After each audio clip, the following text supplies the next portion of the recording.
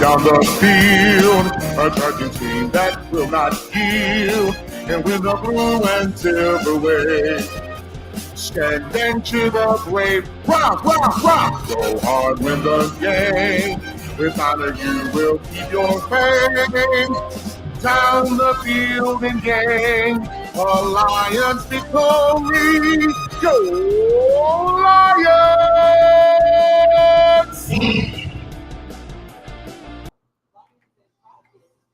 It's about the I got to say, it's the stupidest thing in sports. Being able to run as he shoots the moon to the fans here in Green Bay. That is a disgusting act by Randy Moss. This is not Detroit, man. This is the Super Bowl. He looks bad.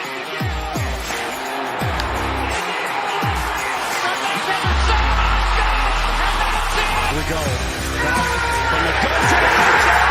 It is caught. Touchdown. This is BS Sports. And welcome in. Final week of the regular season. Final week of regular season Lions football. And I realized my lighting is bad. Hold on. Give me 1 second. I always seem to forget something. Hold on. Let's just put that right there. That's much better. Now I don't look like I'm in a dark, shady room. Now I might actually be in a dark, shady room, but you don't need to know that. That's up for me. That's up for my own how I choose to live in this imperfect world. Anyways, brief preview before this game.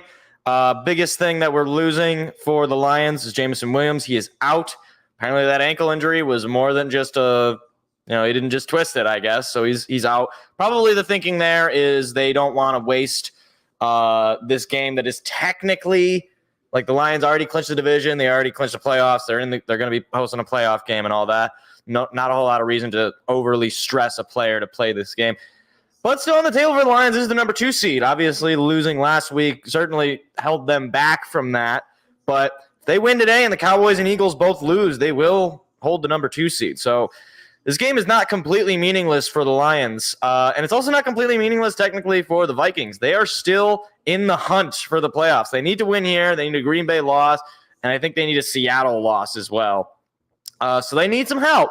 But they're going to be playing for their life. I mean, obviously, in their mind, it might be a low chance, but a low chance still a chance. So I don't think the Lions can be conservative here. I think they should play hard at least to the point where you don't give them a sliver of a chance. I think last week left a very sour taste in their mouth, and I think they're ready to go out on the big stage and give their hometown fans the win. And ESPN has us at a 70.7% chance of winning the game. Minnesota, 29.1% chance. So pretty good odds. I like those odds. And obviously with Nick Mullins starting at quarterback for the Vikings, last time we played him, he had 4 turnovers, and that was at home. So could be even worse here.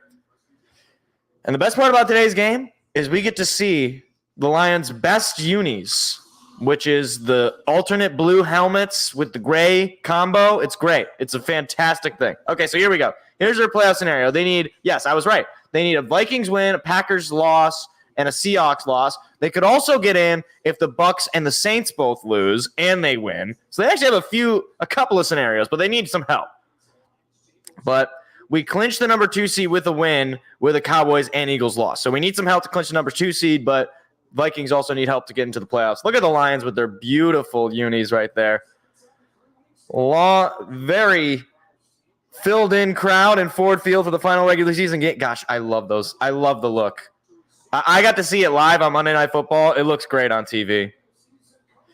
So here we go. It looks like the Lions are going to start with the football. Vikings kicking it off. And the Lions going to let this one go to the end zone for a touchback.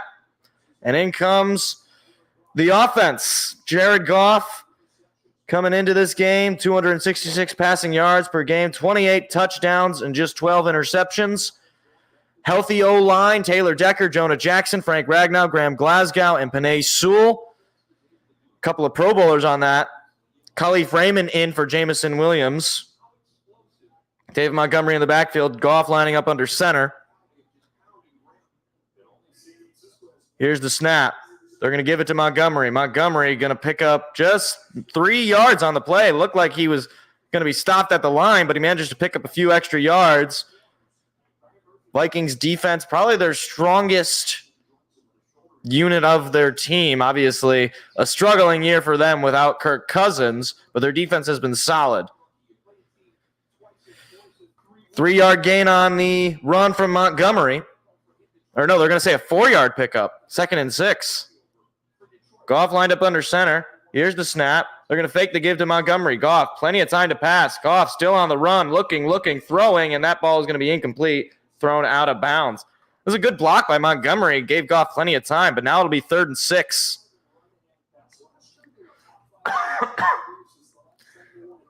Got to pick this up. You start with the football. I expect you to get some points, especially if you opted to start with the football. Less than a minute taken off of the clock this opening drive. Just 4 yards picked up on a couple of plays. Goff lines up in the shotgun. St. Brown moves in motion from the right to the left. 10 seconds on the play clock. Goff, shotgun snap, pass coming. Goff, plenty of time, going to throw it. It is incomplete. Target was Sam Laporta. And Metellus got in there, knocked it down. So the Lions go 3 and out to start their game. Not a great start. Sam Laporta's first target of the game. And just a little bit off his hands. Certainly could have come up with it, but not a great throw from Jared Goff as he throws a couple of incompletions to start the day. So 4th and 6, Jack Fox comes out to punt it. He's 21st in the NFL in net punt average.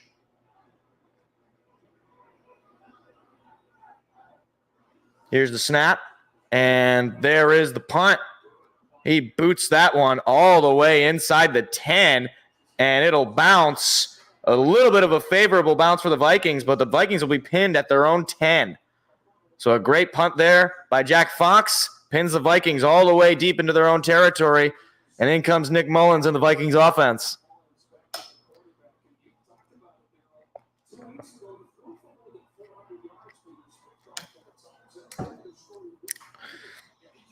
Nick Mullins, last time we played him, he threw for 411 yards. He was dicing us up. Obviously, they didn't really have much of a run game, and the 4 turnovers set them back. I wouldn't be so, casual with him. He can definitely sling the football. What's going on, Armenian? Mullins under center to start the day. Here's the snap. He's going to fake the give. Mullins going to throw it. He's got a man open in the flat. He heaves over a defender, and he gets into the first down. That was Oliver in for TJ Hawkinson as he jogs off the field. He hurdled a man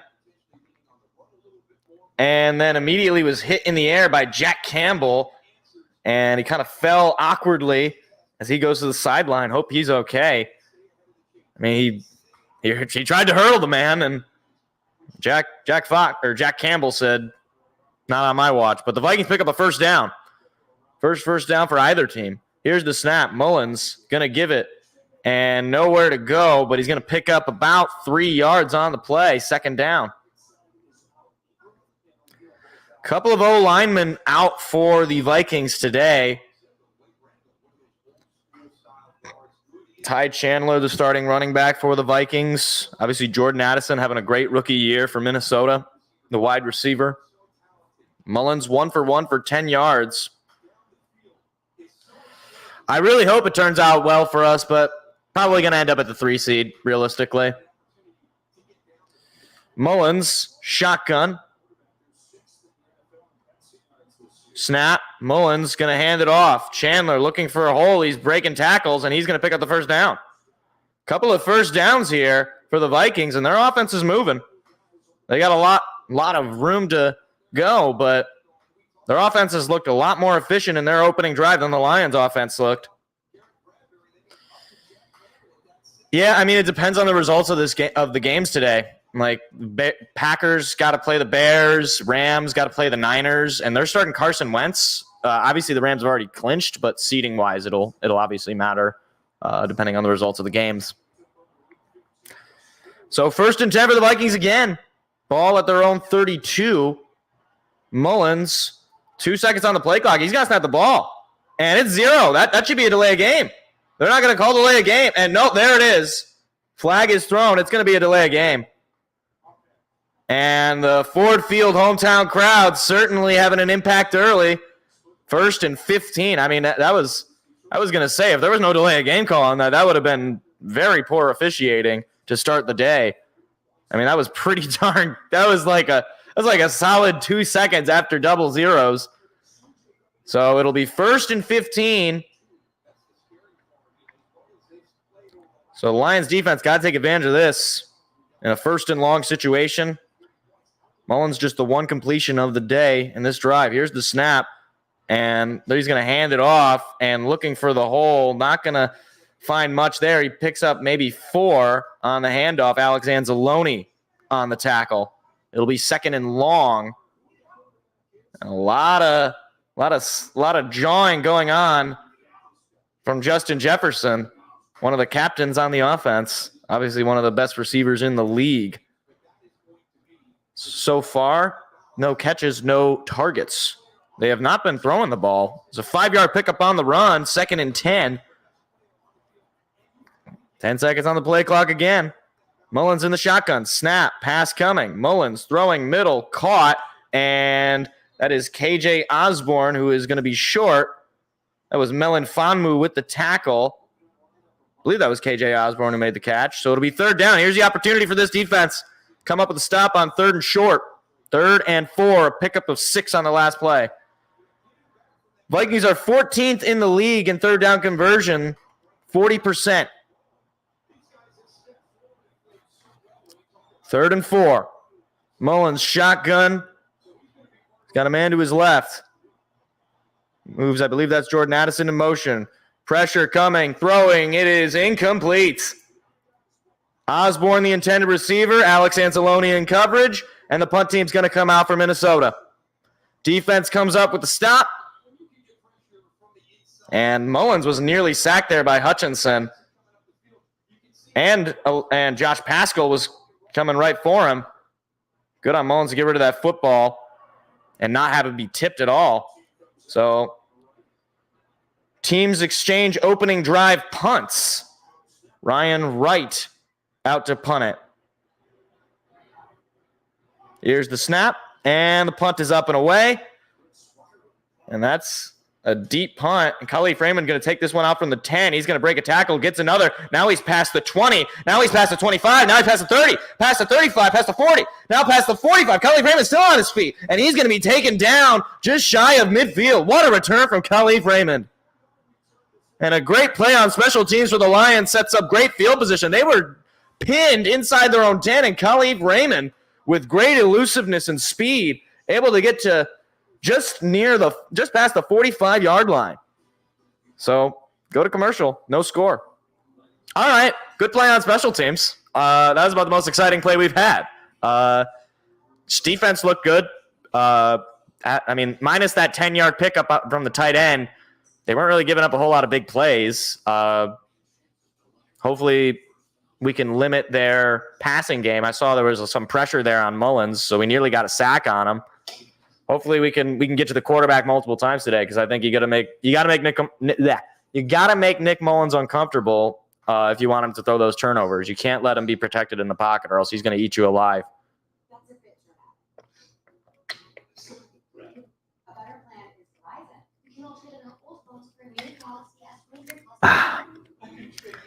But hopefully, the offense set up with good field position.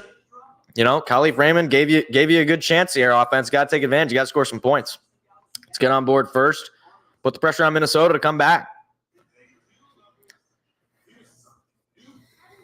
And I hope that David Montgomery and Sam Laporta do more, because I have them in fantasy. And I know some people are surprised when I say that, because, yes, I still have a fantasy team that's going into Week 18. I didn't host this league. Apparently, they wanted it to go the entire season.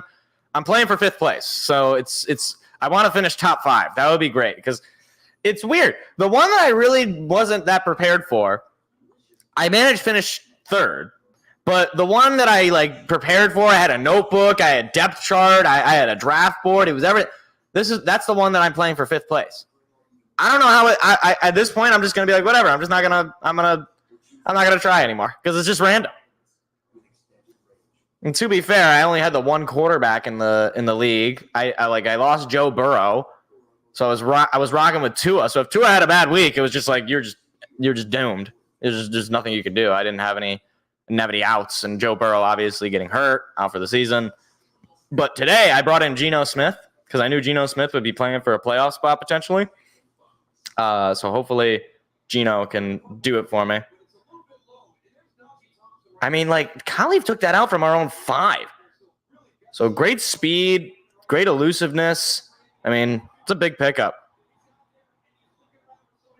Hold on. I forgot to put Discord on Do Not Disturb. There we go. All right, here we go. Lions offense back out there just shy of midfield. Jared Goff back out there for the second series. Montgomery in the backfield. Goff is under center. He's 0 for 2. No yards. Obviously. Goff takes the snap. Play action. Goff, pass coming. Goff going to take a shot. He's got a man open. It's Amon-Ra St. Brown. He breaks a tackle. Amon-Ra St. Brown up to the races, and he's forced out of bounds. Big pickup there from Amon-Ra St. Brown. You know, he's feeling upset that he was not selected for the Pro Bowl. I don't know how you're going to let Amon-Ra St. Brown get that wide open onto you. Puts the Lions all the way just into the red zone. First time today.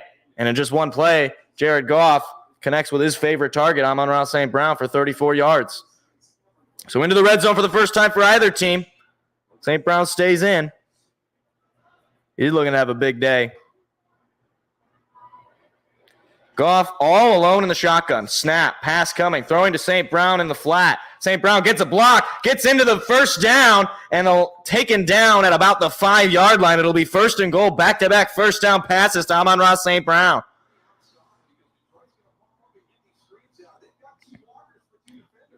I was confused as to why that was the play call into the red zone, but, I mean, hey, they managed to get the blocks they needed. Sam Laporta, great block there, picking up the first down. Now at the 5-yard line, you got to finish this drive. Lions are 6th in red zone touchdown percentage with 63%. Very deadly in the red zone. Goff moves Laporta in motion to the left side. Snap. Hands it off to Gibbs. Gibbs looking for the hole. Gibbs is going to just pick up about 3. It'll be second and goal. Or no, that was Montgomery. Excuse me. Not Gibbs. Dan Skipper coming into the game. And we know about Dan Skipper and eligibility. I don't know if he was given the eligibility signal there. I think he might have. He's on the far right side. Goff under center. Here's the snap. They're going to fake the give. Pass coming. Throwing wide open. Sam Laporta, touchdown. Sam Laporta was as open as an unfinished book. And the Lions take an early lead. 6-0 Detroit. Sam Laporta, he fell to the ground, and he gets right back up, and he was, like I said, as open as an unfinished book. 10th touchdown of the year for the rookie out of Iowa, and the Lions, in their second drive, score a touchdown. Here comes the extra point attempt, snap, kick, and it's good. Right down the middle. 7-0 Detroit in just their second drive. They take an early lead. 8:06 to go. Let's get the fight song going for that. Come on. Sam Laporta touchdown. Got to get the fight song for that. Forward down the field, a charging team that will not yield, and win the blue and silver wave. Standing to the brave. I'm sorry, Go hard, win the game. With honor, you will keep your fame. Down the field and gain a Lions victory. Go Lions!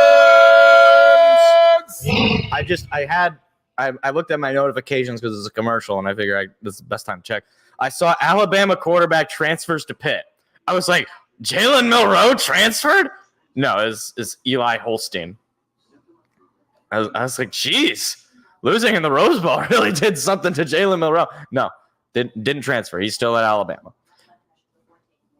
I'll just say to you guys right now, if I have to do a show on Tuesday where I have to talk about Michigan winning the national championship, I might just cancel the show. I don't know if I can mentally take that. Look, I don't need it. Okay. Now on the flip side, if Michigan loses to Washington on Monday, it will be the single greatest segment of all of BS Sports to this point.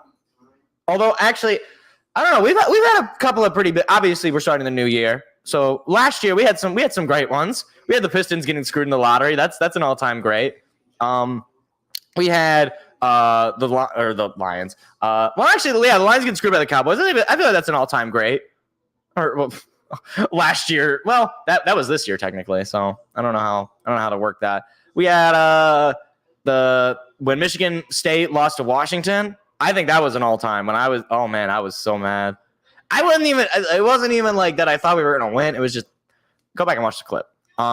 Tim Anderson being an absolute clown. That was a great segment. A lot of great segments. Go watch the clips if you haven't already. Is that okay? I thought that was Kurt Menefee. That's Kenan Thompson. Am I racist? No. Why would I even? I'm glad that there's not. Well, actually, aren't there clips now on YouTube? Isn't that a thing? Is that a thing? I don't know. That scoring drive was just 4 plays for 52 yards, just 2 minutes down the field. I mean, that's about as perfect of a drive as you can get in your second offensive possession. Sam Laporta, most receptions by a rookie tight end in NFL history with 82. His 82nd, of course, was a touchdown. Jack Fox out there to kick it off for the Lions for the first time today. That one is booted all the way to the back of the end zone for a touchback. So best field position to start a drive for the Vikings. They will start from their own 25. Last drive, they had to start from their own 10. Let's see if this Lions defense can keep up where they left off. 1st and 10 from their own 25. Nick Mullins going to line up under center. Aiden Hutchinson coming off of a great game last week. 3 sacks. He's got 9.5 on the year, matching his rookie total. Here's the snap. Mullins fakes the give, play action. Pressure coming. He's going to be sacked. Jack Campbell gets the sack, the rookie. Talk about a day for University of Iowa kids. Sam Laporta with a touchdown and Jack Campbell blitzing on Nick Mullins. He takes him down for a sack. I want to say that's his first career sack. I mean, he was practically unblocked. You do not want to leave the big fella from Iowa unblocked, blitzing the quarterback. So it'll be 2nd and long. Jack Campbell got to be feeling good. He's slowly but surely gotten better. 2nd and 19, a loss of 9 on that last play. Mullins now in the shotgun. 3 seconds on the play clock. They got to snap the ball. 0. They got to snap. They're going to flag this. I think that's going to be delay of game. I don't think that play is going to count. It looked like that's going to be delay of game. It's his 2nd sack. What was his 1st sack? It's got to be delay of game on this, though. I saw double zeros before they snapped. There was another guy in motion. They're going to call illegal formation on the offense. Okay, so the Lions are going to decline the illegal formation penalty because it results in a 3rd down because they picked up just 2. I thought that should have been delay of game, to be perfectly honest. He had one before Falcon. Oh, that's right. That's right. I totally forgot about that. He did have the one against the Falcons to end the half. Good memory, Armenian man. Good memory. So 3rd and 17, opportunity for this defense to force a 3-and-out, the first 3-and-out today. The snap, Mullins, pass coming. Mullins, pressure coming, throwing, and it is to KJ Osborne, but he's got nowhere to go. That is Jalen Reeves-Maben, the Pro Bowler, with the tackle. So the Vikings go 3-and-out. Lions will get the football back on a 4th and 12. The Falcons. The Vikings negative 2 yards on that 2nd drive. That is this defense has certainly showed up so far in the first couple of drives. Vikings have yet to reach Lion territory. Khalif Raymond out to return it. Punt up and away. And Khalif Raymond is going to take this one out from about the 20. Now he's past the 25. Now he's past the 30. Khalif going to dive forward and be taken down at about the 36, 35-yard line. So in comes the Lions offense, up 7-0, trying to extend that lead. Hey, that's Jalen Rose. Why are they just showing like him as if he's like a random guy? Like a famous basketball. He played in the NBA. I mean, like he went to U of M. Not that I like that part of him, but It's like they just showed him like he's a regular member of the crowd. It's like, no, guys, that is a former NBA player. I want to say he was all rookie or something. He wasn't like great in the pros, but he had some accolade.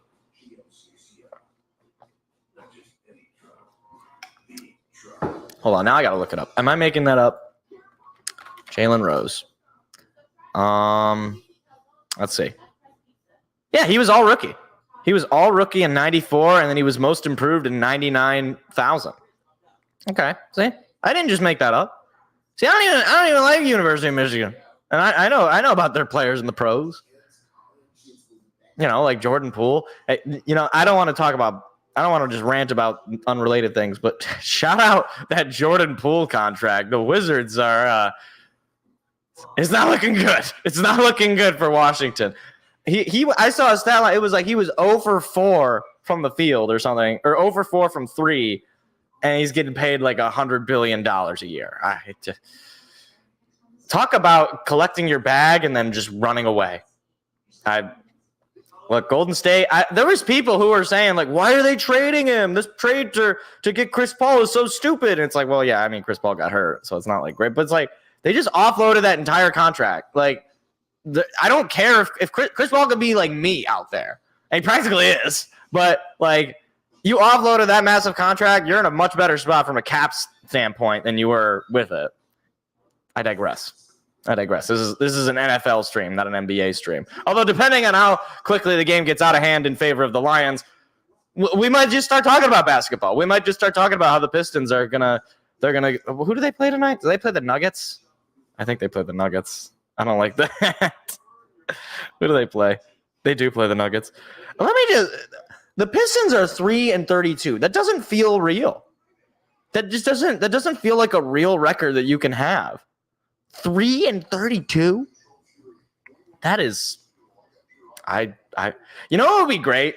You know what would be excellent this game? And assuming it's going the way we're going. If we could get a Taylor Decker touchdown, that would just be a massive like FU to the refs. I would like that. Goff under center. Gibbs is in the backfield. Snap.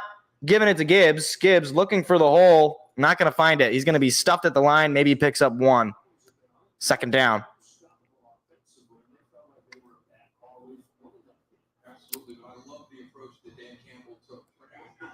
Oh, they're going to say he picked up 2. So a 2-yard pickup from Jahmyr Gibbs. Goff 3 for 5 for 49 yards and a touchdown. So far, so good. At least on that second drive. Third drive of the day for the Lions offense. Goff in the shotgun. He's got Gibbs behind him. Here's the snap. Pass coming. Goff looking, throwing. It is caught. Amon-Ra St. Brown able to just stay in bounds and pick up the first down. That is 3 receptions, all resulting in first downs from Amon-Ra St. Brown. St. Brown just able to toe tap his way and stay in bounds. And again, I don't get how teams are letting this guy get wide open like that. This is one of the best wide receivers in football, having a career year, and he is still getting so open. Goff is in the shotgun. Lions just shy of midfield now. Montgomery in the backfield with him. He's calling for something. Here's the snap. Goff, pass coming. Goff, plenty of time. Going to throw it. This time it's caught by Sam Laporta. Sam Laporta chopped up for a 9-yard pickup, just short of the first down. That was Booth Jr. with the tackle. They're going to actually just say an 8-yard pickup for Laporta. I thought he was going to try to hurdle the defender like the Vikings tight end who ended up getting hurt on that play. Oh, no, they're going to say a 9-yard pick. I was going to say it looked like he was just a yard short. Brian Flores, the DC for the Vikings. Obviously, last week giving up 30 points to Jared Goff in this offense. Looking to have a better day today, although the Lions offense looking good so far. They're going to hand it off to Gibbs. Gibbs looking for the hole. Gibbs stays on his feet, but he's going to be stuffed at the line of scrimmage. Gibbs broke the initial contact, but that D-line for the Vikings sets the Lions up for 3rd and 1. And you're kind of in no man's land if you don't get this 3rd and 1. You certainly don't want to lose yards here, but you're just into Viking territory. I wouldn't say you go for it necessarily, just given the status in the game and the way your defense has started. But, you really just want to pick this 1 yard up. You shouldn't go crazy here. Goff is in the shotgun. He's got Gibbs to his right. 5 seconds on the play clock. They got to snap the ball here. Here's the snap. Pass coming. Goff looking, throwing. This one is incomplete. Laporta was the intended receiver, and he couldn't come up with it. So 4th and 1, and a decision is going to be made here. And it looks like they're going to keep the offense out on the field. I mean, it's 4th and 1. The odds of converting obviously pretty high. And Dan Campbell, known for being aggressive, I believe he goes for it more than any coach in the league. And you're into Viking territory again. Like I said, it makes sense. 51% go-for rate in opponent territory on 4th down. That's the highest in the NFL. Goff lining up under center. They got Gibbs in the backfield. Here's the snap. They're going to give it to Gibbs, and he's going to dive for it, and I think he's got it. He just picks it up. Wow. Talk about high effort there from Jahmyr Gibbs, just able to pick up the first down. That was close. That was very close.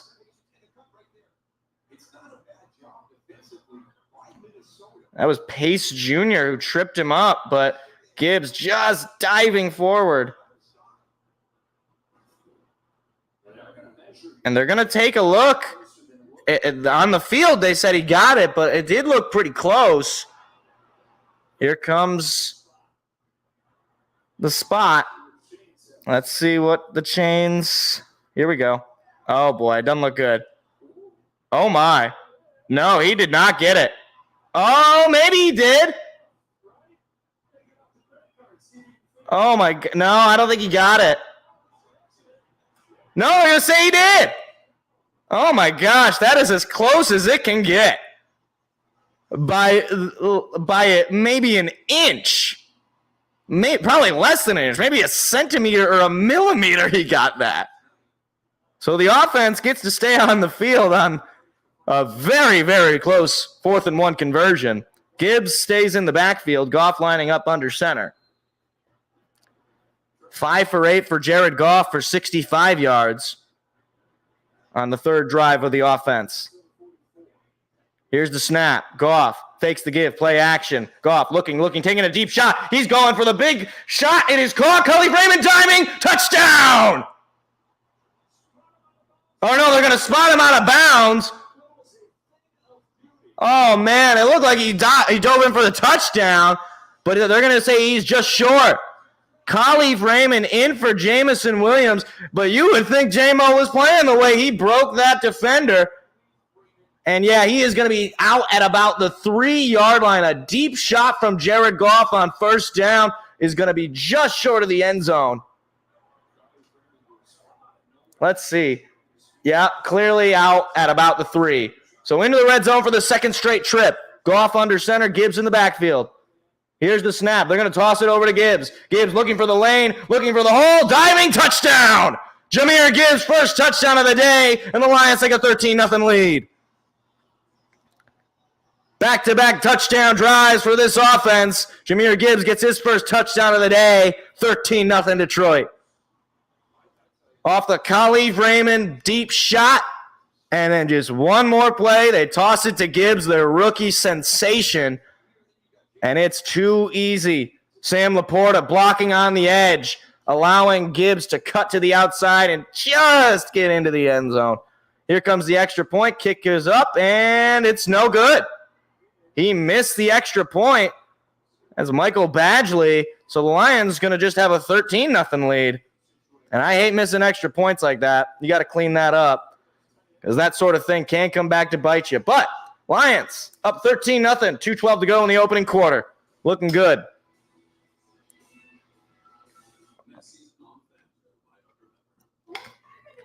How's it going, Joseph? Good to see you here, buddy. All right. Couple of great drives on the offense. So, obviously, I hate to miss that extra point. I don't want to, sour the mood, but it just seems like we don't know what we're doing with the kicker because we had Patterson, and I thought Patterson was doing pretty okay. We get rid of him. We bring in Michael Badgley. It's like we've had this exchange of quarterbacks between Michael Badgley and Riley Patterson, and I guess they just don't like either of them. I don't know what they're looking for. Like if we have to have, like Justin Tucker or Young Ho Koo basically in order to really like our kicker. I don't know. I don't really get it. Obviously missing that extra point it's weird though. We've missed extra points wearing the blue helmets both times. The Raiders game, we missed an extra point in that game as well, which is like, why?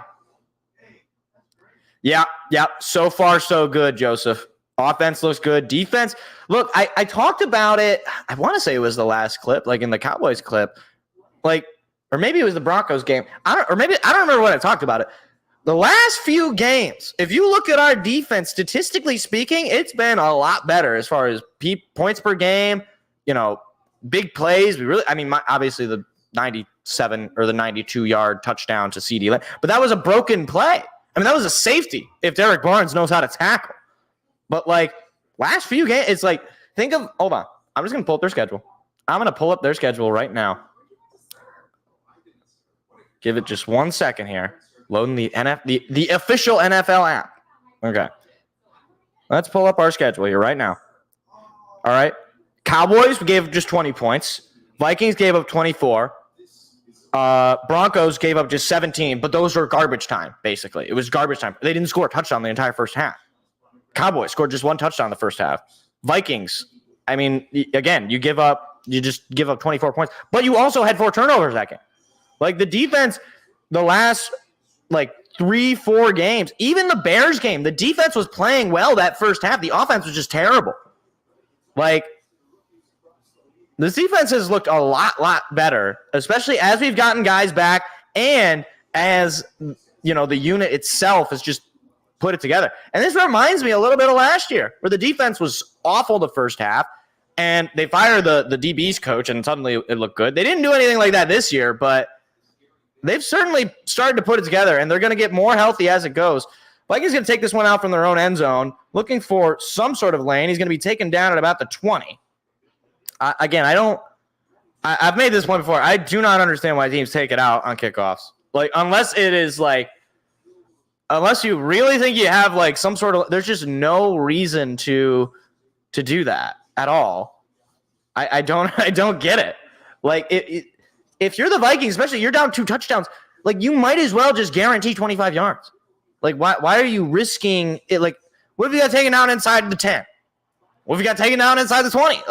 Now you're sitting at your own 20. You lose an extra 5 yards you could have had. Either way, Nick Mullins under center. He's going to toss it out and looking for the hole, and he's got one. Big play coming through, a first down run from Chandler. So far, Ty Chandler in this run game has been the most the offense has seen, which is surprising him and the Lions' run defense being as good as it has this year. A couple of first down runs from Ty Chandler. Puts the Vikings just past their own 30. Or just shy of the 35, I should say. Snap. Mullins giving it to Chandler. This time he's going to break 3. He's got a lot of room to run. Another first down run from Chandler. And a flag comes in, though. The play stands. It'll be a first down Vikings, but it is going to be offensive holding plays coming back. That'll make it 1st and 20. That is on Garrett Bradbury, who I believe is subbing in. I could be wrong, though. I know they lost a couple of O-linemen coming into this game. And, he is holding Alex Anzalone. That's about as clear as you could get.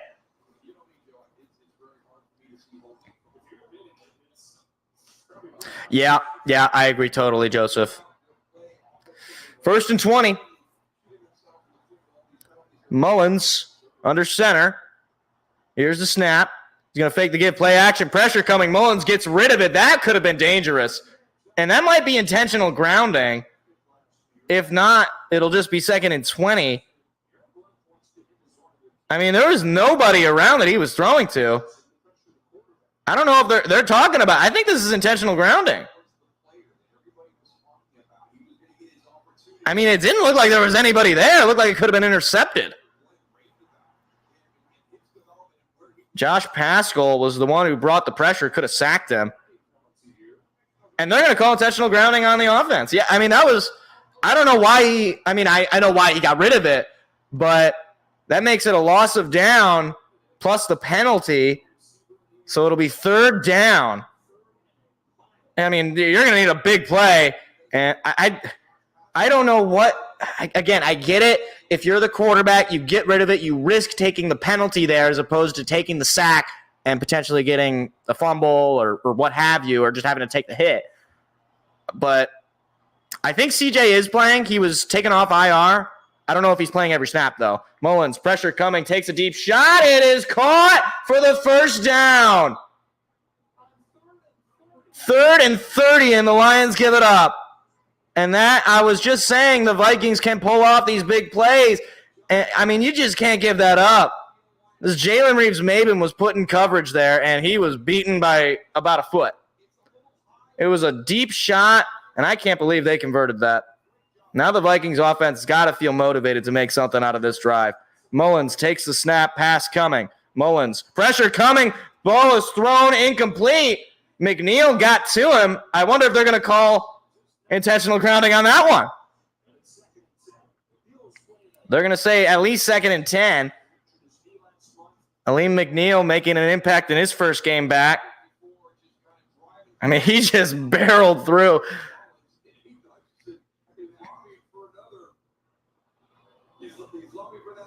And it doesn't look like they're going to call intentional grounding on this one. So it'll be 2nd and 10.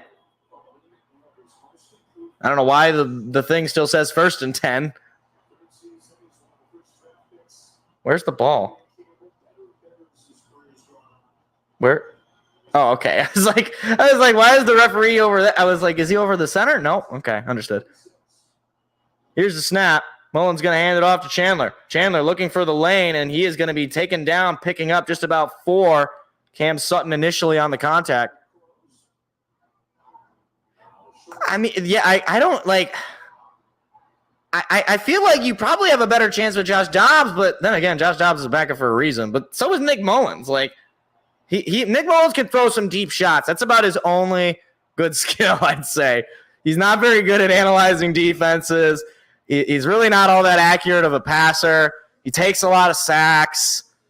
He's not good, to say the least. But looks like the first quarter comes to an end. So after one, Lions hold on to a 13-0 lead, but the Vikings starting to move down the field.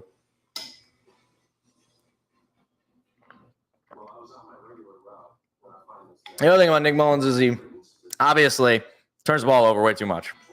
I mean, like, when we played him the first time, the 4 interceptions, especially on that last drive where they had a chance to try to, get back on top, can't throw an interception there.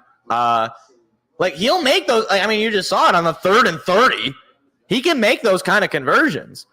But is it him doing it, or is it his wide receiver room? I don't know. So he's got to get somebody's got to get the ball to him.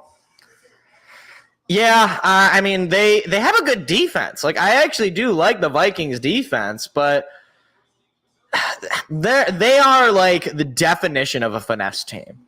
Like, very high skill position players. They have a good defense. They're not like, totally like soft, but I mean, finesse can only work for so long. If you can't run the football reliably, if you can't like if your deep shots are just not working, you're just doomed, right? And you can't reliably in the NFL. You just can't win on taking it. Justin Jefferson's got to be down there somewhere.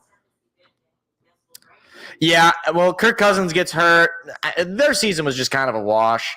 I really like Kevin O'Connell, though. I say this with no smarm. I don't like the Vikings, but I really like Kevin O'Connell. The fact that this team is still fighting for a playoff spot, given the injury to Kirk Cousins, and then obviously losing Justin Jefferson for a period of time. Now they have no T.J. Hawkinson. Like Kevin O'Connell has done a very good job at getting his guys ready for every game. So I'm not looking forward to having to play Kevin O'Connell for the next couple of years here. But to be fair, the Lions have done a pretty good job against Kevin O'Connell. Dan Campbell has outcoached him at least the last 3 times we played them. Let's see. Well, 2 times. because we beat them at home last time, and then we beat them on the road this past time. We probably should have beaten them on the road last year too, but mistakes were made. Anyways, okay, Atlanta's up 14-7 over New Orleans. That's got playoff implications, obviously. No score between Carolina and Tampa Bay. Atlanta's still playing for that division, still playing for their playoff lives. And Minnesota's got to be concerned too, because they need a Saints loss and a Buccaneers loss and a win today to get into the playoffs. Here's the snap, and a flag is thrown. It's going to be movement. False start on the offense makes it 3rd and long. That's going to be big. Lions got to make the stop here. This is the second 3rd and long. That's the guard, Blake Brunell. I think that was what that said. Justin Jefferson today has not been targeted. And you got to imagine on a 3rd and long, Justin Jefferson's got to be option 1, 2, and 3. But so far, no targets. It's 3rd and 13, just shy of midfield of the Vikings. Snap, Mullins, pass coming, pressure coming, Mullins throwing, middle of the field, and that is Justin Jefferson, but he is going to be taken down at about the 50 by Alex Anzalone. It'll be 4th down, and the punt unit.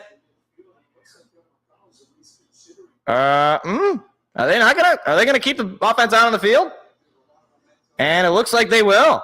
They're gonna go for it at midfield on 4th and 6. I don't know that I agree with this, but Kevin O'Connell figures he's down a couple of touchdowns. He got to take some risks early.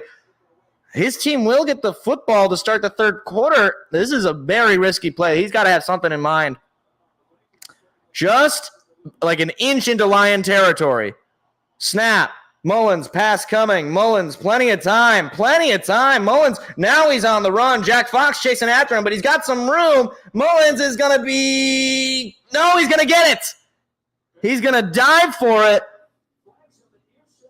But there are flags on the play. I think we might see a hold. That's gutsy. He had about, oh no, it's going to be a defensive flag. And it'll be a 1st down as Kendall Vildor flagged for illegal contact.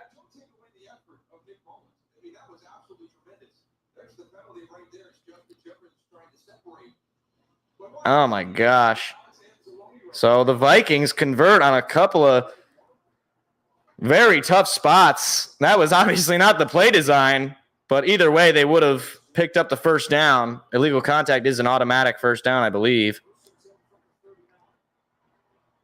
Here's the snap. Mullins going to do a little flea flicker. Mullins going to take a deep shot. Does he have a man? It is incomplete.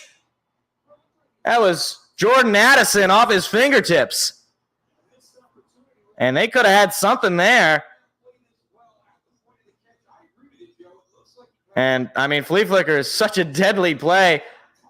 Kendall Vildor able to come back into coverage, but I mean, Jordan Addison, you got to come up with that football. Well, it was a little overthrown. Okay, that angle gave it a better view.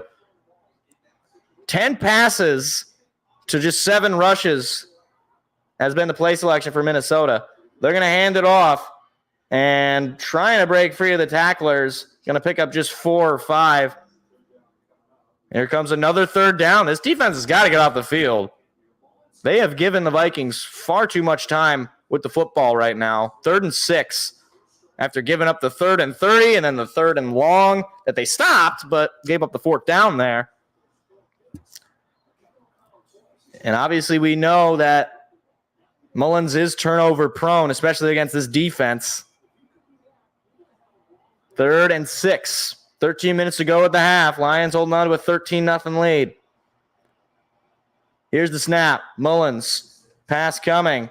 Looking. Pressure coming from behind. He's sacked. And a flag comes in. We'll see what the flag is.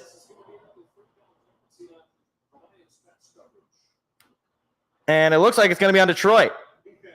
They're going to say holding on the defense. That's an automatic 1st down. It's Brian Branch, the rookie, called for it. I mean, again, you can't be giving these up. Justin Jefferson was held. I mean, that is kind of a ticky-tack call. I don't know why that was called a holding, but it'll be first down for the Vikings. They'll take advantage. I don't know what you're supposed to do if you're Brian Branch. Just the second penalty on Detroit today. And a whistle is blown. Looks like somebody called timeout. Looks like the Lions called their first timeout. Probably got to just calm the defensive unit down right now because the Vikings moving down the field trying to make this a ball game.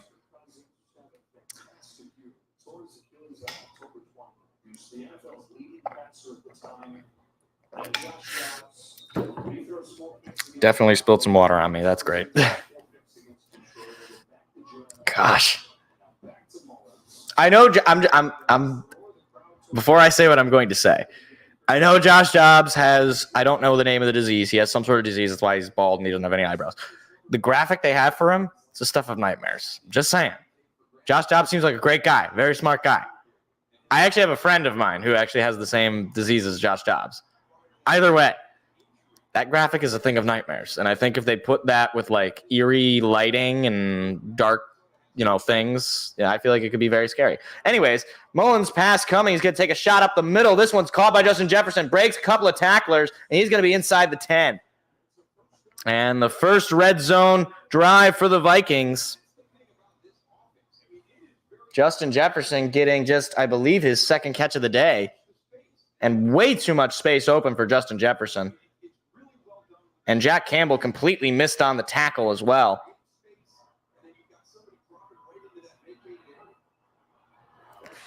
So here we go. A couple of catches for Justin Jefferson for 29 yards. First and goal from the Lions, about 8.5. They're going to hand it off and nowhere to go. Derek Barnes comes up with the tackle. It'll be second and goal. Now you got to wonder if they don't get the first down after third and goal, if they go for it here. Obviously you're down 13-0. A field goal doesn't change the amount of possessions you need. I mean, I know it's still early. We saw the Lions last week go for it, and they failed to convert on it. But this offense has been moving down the field very efficiently and has been eating away a lot of that clock as well. Just a 6-minute drive here for the Vikings. Here's the snap. Fakes the give. Now a little toss around, looking for something, and he is going to be taken down. Aiden Hutchinson with a big play for a loss. I think they were trying to do a little trick play, but Hutchinson got to him. I don't know if they're going to consider that a sack, but it's definitely a TFL. I think he was going to turn into a passer. They tried to do a little switcheroo to Justin Jefferson, but Aiden Hutchinson, like a bat out of hell, just threw him to the ground. And they are now just shy of the 20. Third and goal. And now the field goal unit, they're going to be just inside the red zone here. Zeros, and they haven't snapped the ball. It's going to be another delay of game. And there it is. Nick Mullins and this offense cannot snap the ball in time. That's the third delay of game on the Vikings. This crowd in Ford Field is definitely making an effect. So it'll be third and goal from outside of the red zone. Nick Mullins is clapping, and he cannot get the snap off. I mean, the noise in Ford Field. Not really. I think for one, at that point, Michigan State actually beat U of M and Aiden Hutchinson that year, so I wasn't really upset with him. And a big blitz coming. They're going to throw it to Jefferson behind the sticks, and Brian Branch is going to force him out of bounds. It'll be fourth and goal. There was 3 guys come over Nick Mullins' head.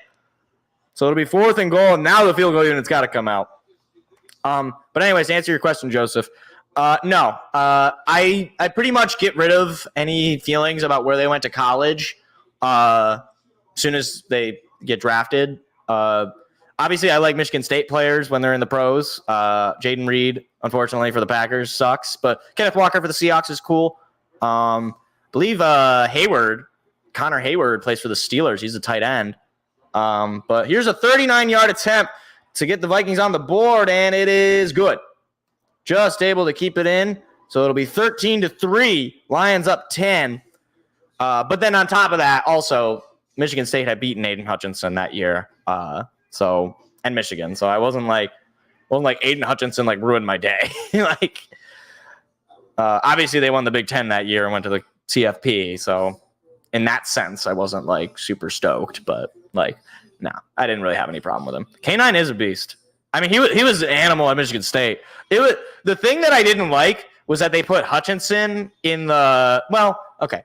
I'm more okay with Hutchinson going to the Heisman selection. The fact that K9 was not at the Heisman room in New York is unacceptable to me. He was the best running back coming out of that class. He won the Doak Walker Award.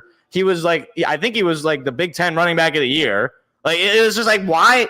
Like, I didn't understand it. And not even that he should have won. I'm not even saying that, but just the fact that he was not there because, he didn't show up against Ohio State. Newsflash, nobody showed up against Ohio State. It wasn't like Kenneth Walker was the reason they lost that game. Like he had the 5 touchdowns against Michigan. He was unbelievable. He was for the first time in a long time one of the most dynamic offensive players Michigan State would have. And he literally made Peyton Thorne and Mel Tucker's career. He made them both. Because Peyton Thorne doesn't get any level of reputation to go and transfer to Auburn. He doesn't get any of these accolades to stick around. Mel Tucker probably doesn't get the contract that he got if not for K9. Mel Tucker and Peyton Thorne, they should have their checks cashed to K9 because the only reason that either of those guys get paid anything is because of that guy. Because before we had K9, Peyton Thorne was in. After we had him, he was in. During, play action was a big threat. Jaden Reed also. That was the other thing. I was watching Brandon Perna's video on Jordan Love, and he was talking about Jaden Reed briefly and how he went in the second round. And I was just thinking, Jaden Reed very easily could have gone in the first round. Like Jaden Reed's a big wide receiver, tall guy. He's tough as nails. He's got great hands. Like Jaden Reed very well could have been a first round receiver. And the fact that he dropped to the second round, I mean, who are you taking in front of him? You probably take Jackson Smith and Jigba in front of him. You probably take Jordan Addison in front of him. But even then, like I think if you put Jaden Reed with this wide receiver room in Minnesota, I think he probably would have a pretty good year. And he's having a great year with Green Bay. But either way, I certainly would take Jaden Reed over Quentin Johnston in LA. That one doesn't look great. Here comes the second kickoff of the day for the Vikings. Lions going to take this one out just inside the end zone, past the 20 and past the 25. That is, I believe, Kendall Vildor, or I'm not sure. That was number 13 with the return. So you got a decent return. You pick up maybe a yard there. It says they're going to spot him at the 25. So you're right where you would have been if you just made it a touchback. But okay.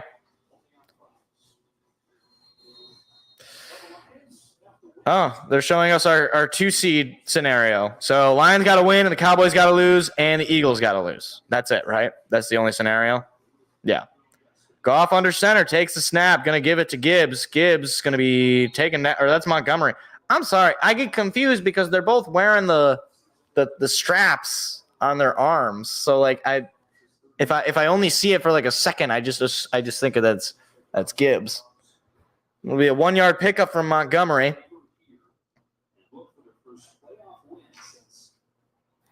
There's the NFC North Division champion banner hung up this past week. 2nd and 9, Goff in the shotgun. Here's the snap, pass coming. Goff going to throw this one up the middle. This one's caught by Sam Laporta, who's going to dive forward for the first down.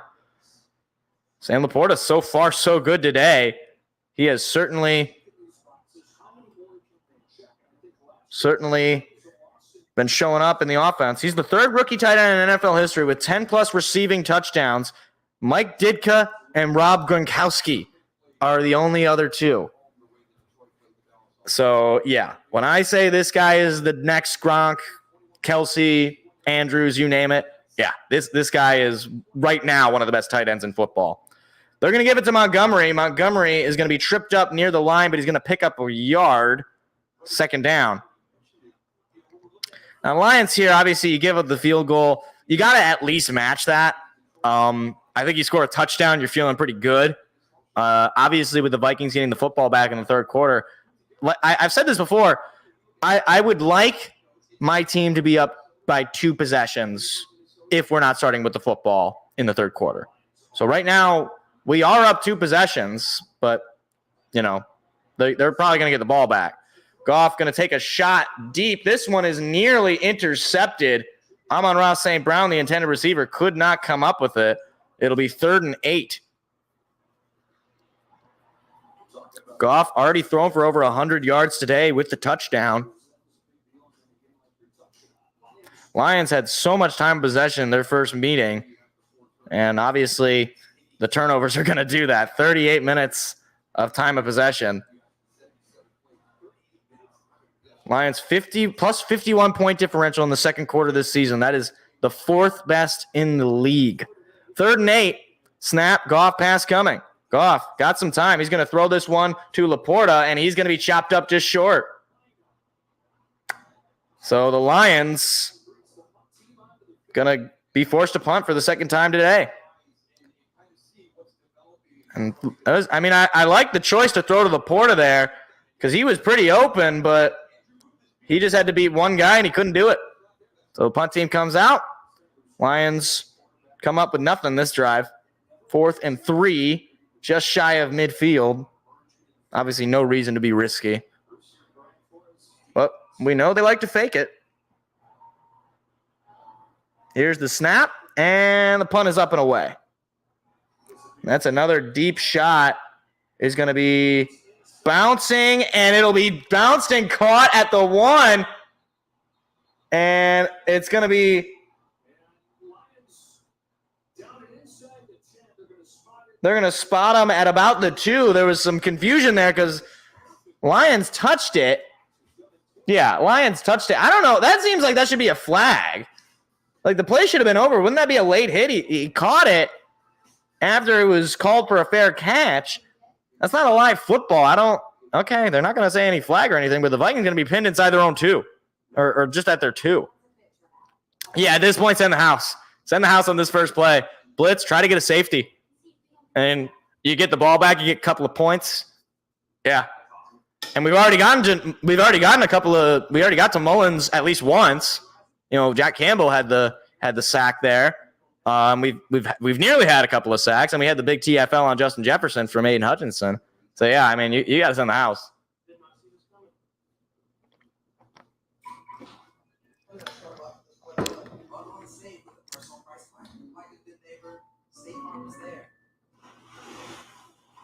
Bijan had a 71-yard touchdown. Wow. It says fantasy managers look away. Hey, again, my fantasy league is still going on this week, so or at least one of them. The other one's done. I finished 3rd place. Although I'm upset with myself because I very well could have won the whole thing, but I lost in the first round of the playoffs. Wasn't a great feeling. Also, I just want to point out we're still in the second quarter, and the Lions are sitting at an 85.2% win probability according to ESPN. I don't know how they come up with these calculations, but that seems a little high. Like Vikings still got plenty of time. It's only a 10-yard differential right now, and they have the football right now. Like if they score here, I feel like that percentage has got to jump. But I don't know. ESPN's got some sort of math going into it. I don't know how it works. I don't understand things, but would love to get a sack here. Or love to get a safety here. That would be great. Just get the fallback. Farmer wants a wife. What? Oh, hold on. What in the heck did I just see? I don't know. I don't know how to feel emotionally about that. Why is that a show? Why? I'm like actually just blown. Okay. Man, I'm excited for Sunday Night Football, though. Bills, Dolphins. I took the Bills. If you saw the pick 'em, I took the Bills. I think they're gonna do it. Obviously, it's on the road, so it's not gonna be easy. But all right. So 1st and 10. Meanwhile, the Jags are losing 14-10. That's not good. They need to win if they want to get into the playoffs. I think if they lose, then the Texans would win the division. Yeah, no, they would. Texans right now holding the playoff spot. They've clinched the playoffs at least. Mullins under center, takes the snap. They're going to hand it off, and he is going to be taken down, but he's going to pick up a couple of yards, second down. So just under 6.5 to play in the half. Vikings down 10 with the football. And there's C.J. Gardner-Johnson out there. I don't know who that was on our D line. It was like Aluwululu. I totally butchered his name. I don't know. I saw a name and I was like, I don't know who you are. Like, how did you get on this team? Did they find you in the streets? 2nd and 8 on the 2-yard pickup. Here's the snap. Mullins going to hand it. No, he's going to throw it. And he's got plenty of room in space. And he's going to run out of bounds. The tight end 84. That was Oliver with the pickup. And the Vikings get themselves out of that very tight spot. Look at Derrick Henry go. He runs so effortlessly. It's like he doesn't even look that fast. He's just big. That's crazy.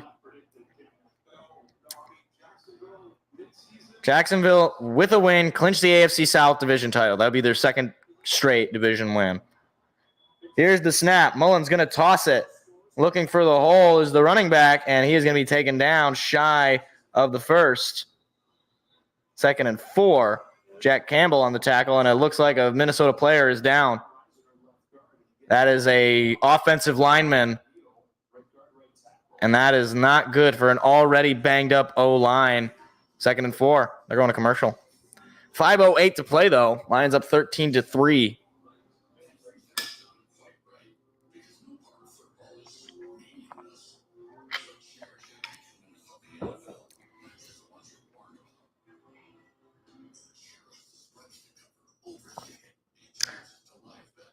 Every time there's like an NFL commercial, I make it a point of like seeing which teams they feature. So like that one, you saw Washington. I think I saw Buffalo. I saw Indy. I saw Cleveland. It's not always an indication of like anything. Sometimes I don't know but none of these things are random. Like it's not like they just like, oh, okay, we'll just put a randomizer in, and whichever teams these are going to be the teams in the commercial. They're appealing to some markets. So obviously the owners of those teams also are like in play of like, okay, we want our team on this commercial. Like, and I don't know what the reasoning is. Obviously one of the big reasons is they want big markets. So like LA, New York, Chicago, etc. Then, teams that are not big markets like Jacksonville, Detroit. Although Detroit, I go back and forth as to whether or not Detroit is technically a big market. I don't consider it a big market, but it does have 4 teams. So, like, it should be a big market, but I don't think they see it that way.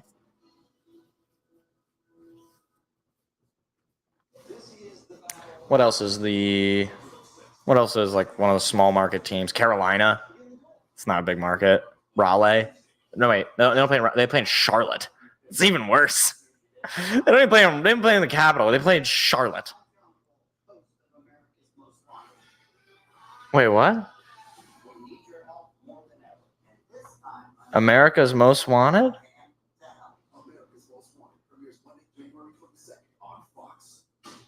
I mean, like... Oh, hi, Kurt Warner. Don't forget to not bet stupidly, says Kurt Warner. Only bet what you can afford to lose. I feel like if you got to get told that, maybe stop. That's an option too. But then they would put like Miami, and sometimes they don't put Miami. Although Miami, is that considered a big market?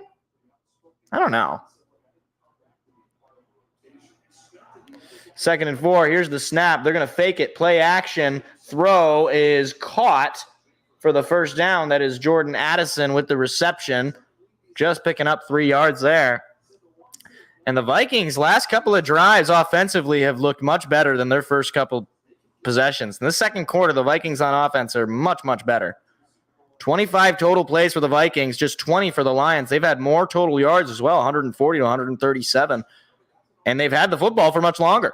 So the Lions have gotten away with a little bit as far as the score right now, but the Vikings, they have stayed on the field. Here's the snap. Mullins going to fake the give. Pressure coming from behind. Now pressure coming from up front. He's going to be sacked. Aiden Hutchinson got to him. First sack of the day for Aiden Hutchinson. Second TFL. And that is the kind of play you need to make. And there was a couple of guys that could have gotten to him. Cam Sutton was blitzing, and Aiden Hutchinson came in from behind his backup. And Nick Mullins, there was no way you were getting away from that big dog. And now it'll be 2nd and 18. Chance for this defense to get off the field this drive, this possession. Get the football back and potentially have the last possession of the half. Blitz coming again. Mullins, plenty of time, stepping up, throwing incomplete. Justin Jefferson, the intended receiver. It'll be 3rd and 18. Cam Sutton was in coverage. A rare drop from Justin Jefferson. And you can see Cam Sutton talking a little bit of smack to Justin Jefferson. And there was no separation. Good on Cam Sutton to keep Justin Jefferson right in front of him. Cam Sutton, probably one of the better cornerbacks for the Lions this year. It'll be 3rd and 18. Mullins, 4 for 5 for 48 yards on 3rd down passing. Pass is coming here. Mullins throwing up the middle to Jefferson. He's going to be taken down short and just past the 35, and they're going to bring out the punt team. It'll be 4th down. Justin Jefferson, who has been targeted most of this second quarter.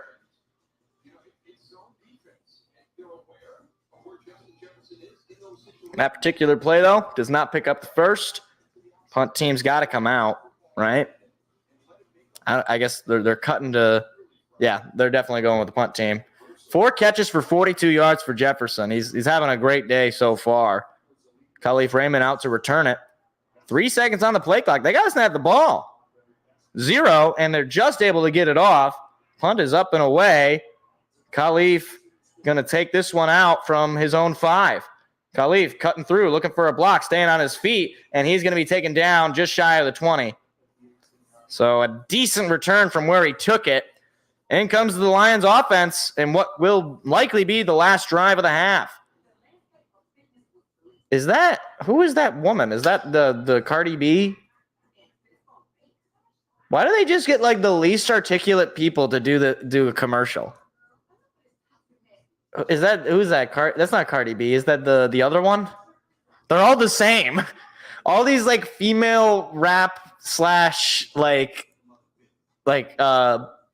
I don't know how else to put it. Whores. They're all the same character. It's like they're like Mortal Kombat. Like they just switch the color of the clothes they wear or of the hair they have, and then it's a new musical artist. Can anybody actually point out what specifically is the difference between Cardi B and whoever that lady was in the Planet Fitness commercial? Like, what is the specific difference between those two? I know at least Cardi B definitely stole from people as she was prostituting herself out as a stripper. So Cardi B, known thief and defrauder, on top of being a let's just say open with her proclivities. There's not a whole lot of great things for Cardi B, really. Not a whole lot of great characteristics. I guess she's kind of funny, but it's not like funny like comedian is funny. It's funny like watching like the Kardashians is kind of funny. You know, because you don't believe the things that they're doing or saying are real. But 10.5 sacks though for Aiden Hutchinson. Not to get back to football. Career high for Aiden Hutchinson, 10.5. I said, I think going into this year, I expect him to have double-digit sack numbers. And, hey, you know what? It didn't look great, but managed to turn it on this second half, and he got it done. 10.5 sacks. Basically, at this point, everything else, continue to play at this level. Obviously, you're going to be playing in the playoffs. It'll be his first postseason appearance. Need to show up because that's when those kinds of sacks, that's when that's going to be more important.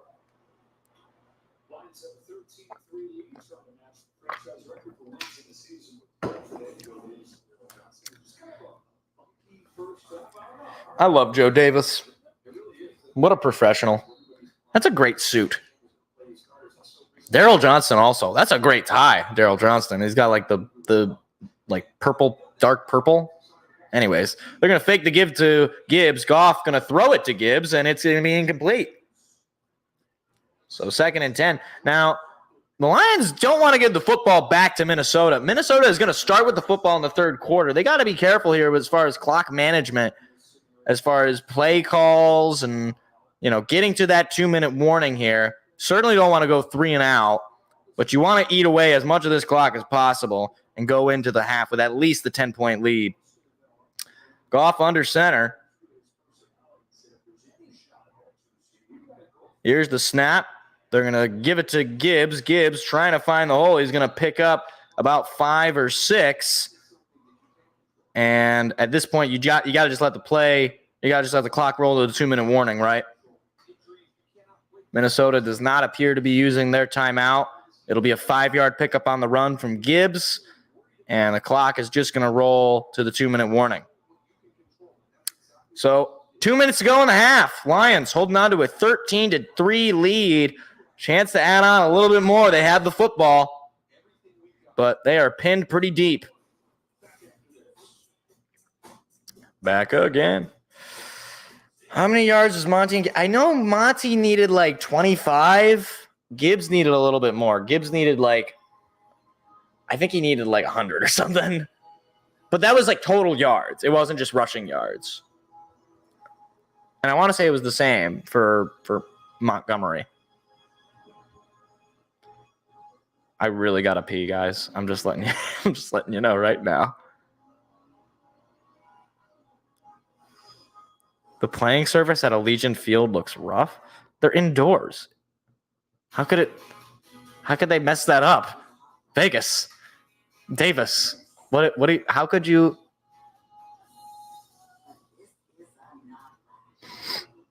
Is it just me, or does this menopause commercial make people uncomfortable? It makes me uncomfortable. I'm not actually, I'm decently squeamish about these sorts of things, to be perfectly honest with you guys. But something about this commercial is just weird. I don't want to hear about hot flashes and women in menopause and doing things. And look, she's reading a book. She's opening the book. She's talking to some people. Looks like she's a teacher. This woman's at some sort of office of some sort. A lot of things are being thrown at her. There's a computer. She's a waitress at a diner. She's got a big old pot of coffee. This lady, she's trying on a nice jacket. She's saying, how do I look? How do I look in this? Let me do a couple of poses. How does this? What does this do? $1 cup of soup at Panera. I mean, that's. I feel like. See. I was like, that seems too good. $1 cup of soup with an entree. See, that's some BS. That's not that. See, they tried to trick you.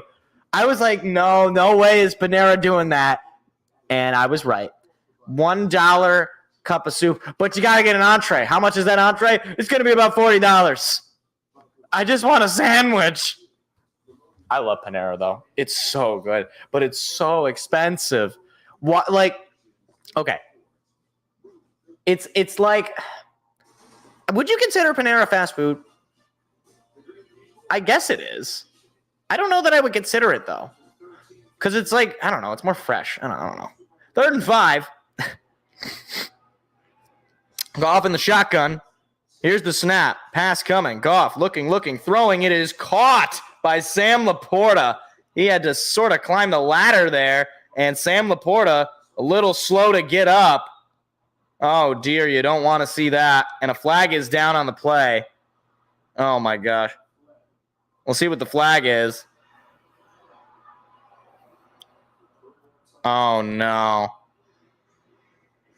And it's going to be hands to the face on the defense. Penalty is going to be declined as a result of the play as a first down. But Detroit is holding their breath right now and hoping that Sam Laporta is okay.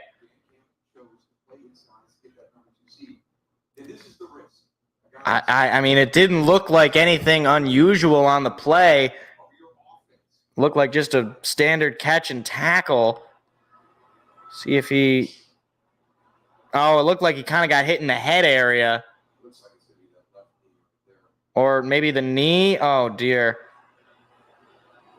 Oh, boy. He got banged up in the back of the head as well. But he's up and walking very casually, but looks like he's walking mostly of his own power. Oh, you just hope that he's okay.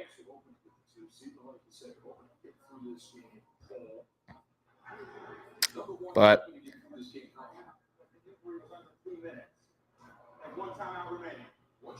so the Lions use the timeout because they need something about the being below 2 minutes. So at this point, Sam Laporta's day is done. So it doesn't matter if he could go in theory. He's done. He's not coming back in. That's obviously a loss in the offense for today. Goff in the shotgun. He's got Gibbs to his left. Moves Josh Reynolds slightly in motion. Here's the snap. They're going to give it to Gibbs. Gibbs looking for the hole. Gibbs stays on his feet. Going to pick up about 7, maybe 6. And Laporta going under the blue tent now. And you just got to hope that he's all right. 2nd and 2. They're going to say an 8-yard pickup there. Pass coming from Goff. Goff going to throw it high. It is caught by Amon-Ra St. Brown. And I don't know if he picked up much of anything. Might have picked up a yard. It'll be 3rd down.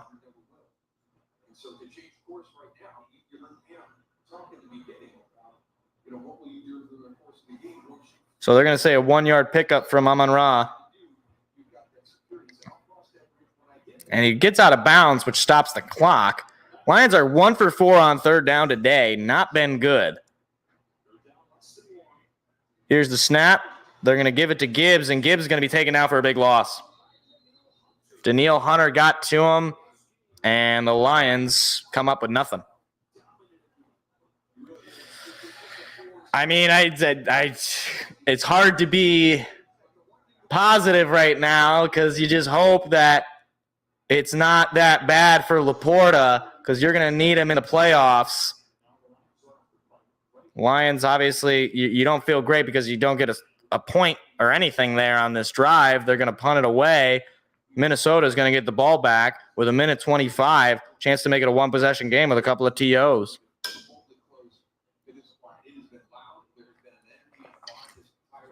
It is very quiet in Ford Field. The silence is deafening. But the defense has got to get on and finish this game. I mean, player goes down, you hope and pray that he's all right. You just got to move on.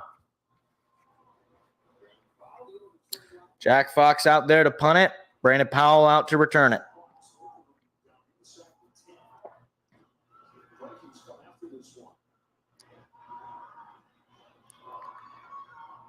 Here's the snap, and punt is up and away.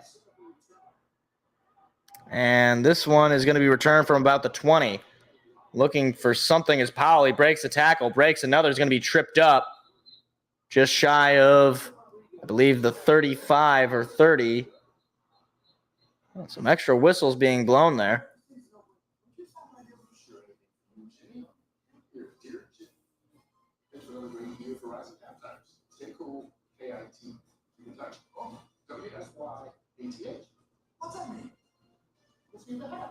Wait, hold on. What did he say?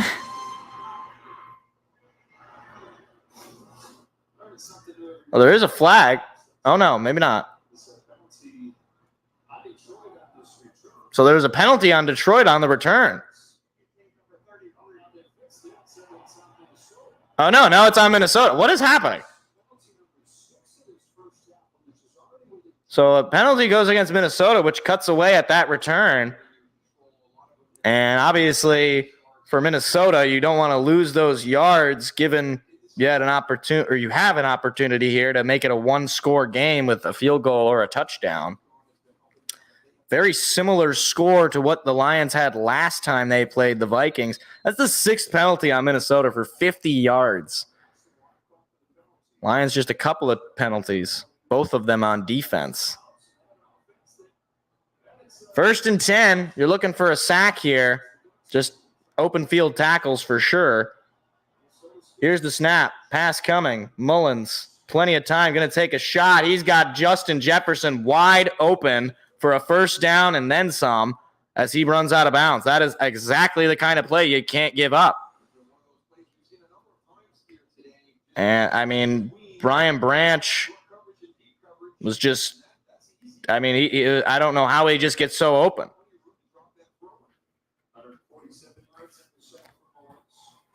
So Mullins, again, he can throw the football. He's got over nearly 150 yards. Just shy of midfield of the Vikings. Here's the snap. Mullins pass coming. Pressure coming. Mullins throws it up the middle. It is caught this time by, again, Justin Jefferson. An open field tackle at least will keep the clock rolling, but, I mean, back-to-back throws to Justin Jefferson for first downs. Guys, on defense, you know where the ball is going. Here's the snap. Pass coming again. Mullins going to throw this time in the flat. Alex Anzalone missed the tackle and forced Ty Chandler out of bounds. 37 seconds to go. The Vikings haven't had to use a timeout this whole drive. Alex Anzalone's got to make that tackle, though. Completely beaten by Ty Chandler. Picks up an extra few yards, and he gets out of bounds. And Laporta is getting carted out. And that is not a good sign. 37 seconds to go in the half. Mullins trying to get the snap off. 3 seconds, 2, 1, 0. Just able to get it off. Mullins, pressure coming. He's going to be sacked. Aiden Hutchinson gets the sack. Second of the day. And a timeout's got to be called by Minnesota. It's his second sack of the day to make it 2nd and long. And Minnesota calls their second TO of the half.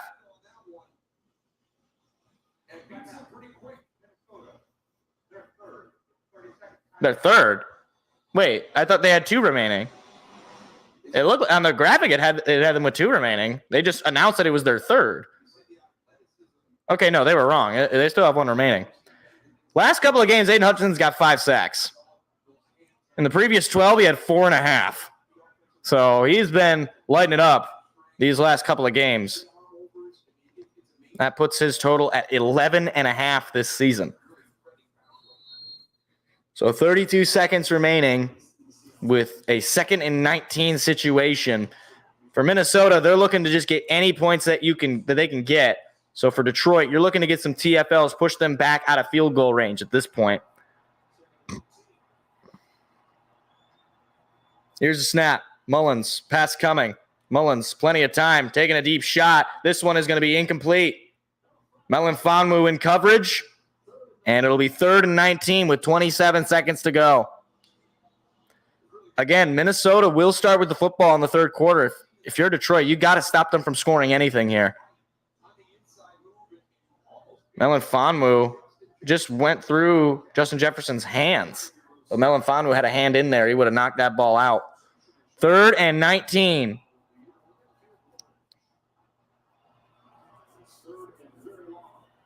But they've converted. Mullins 5 for 6 on 3rd down passing for 57 yards. Snap. Pressure is coming. Throwing up the middle. It is caught well short. Campbell with the tackle. It'll be 4th down. And they're going to let the clock roll until I would imagine like 1 second and then call that final TO on 4th and 12. Bring out the field goal unit.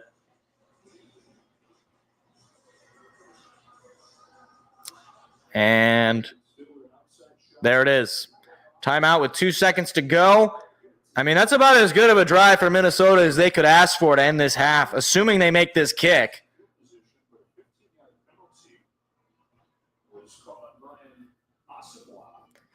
So I believe it's Greg Joseph, the kicker. I'd love to see 12 and a half.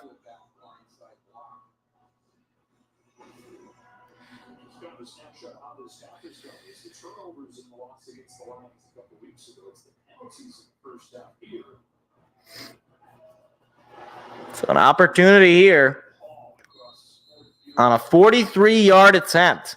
Should be the deepest field goal they've had to attempt so far today. Certainly not a chip shot.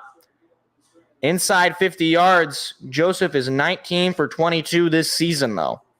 He's pretty good.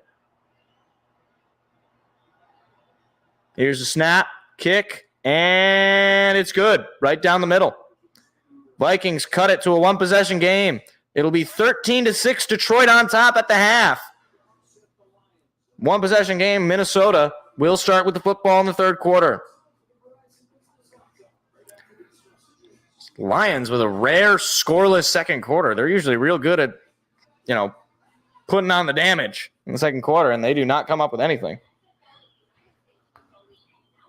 Does anyone care that the XFL and USFL are merging?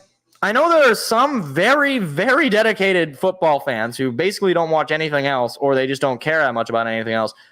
And they're really excited for the UFL.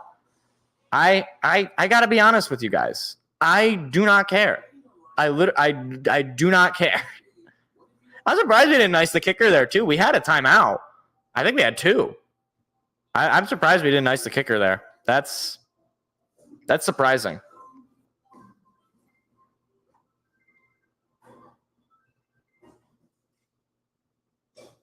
Yeah, so the ESPN report calls it a leg injury. But top passer on that half was Nick Mullins. Top receiver was Justin Jefferson. I mean, this offense needs to get it together. They had those great couple of drives there where they scored touchdowns, but again, they're struggling to move down the field. And unfortunately, you're certainly not going to get Sam Laporta back for the rest of this game. So you're gonna have to stop him on defense, which unfortunately on third and longs we have not done well. Nick Mullins is very good on third down passing, and the offense is just not getting on the field long enough. Offense is just not staying on the field, not marching down the field, not getting into Minnesota territory. It's a bit of a struggle this first half, despite the score. I just want to wait until they do the breakdown of all the games so far because I want to see what the scores are looking like.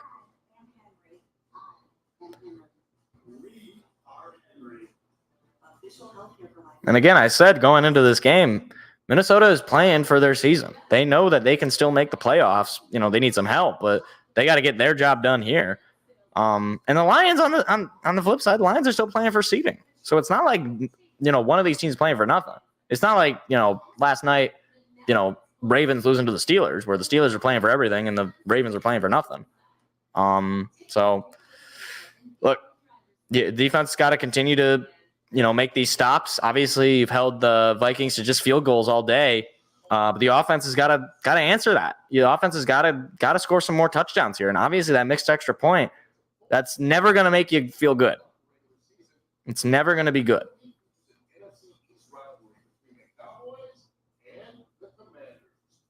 Go Commanders today, though. Rooting for them. I doubt it's going to happen, but that's America's game of the week. Commanders Cowboys. So I'll be watching that. Oh my gosh. 4 new farmers. 4 new chances at love. Farmer wants a wife. I don't. Who does that appeal to? I don't know.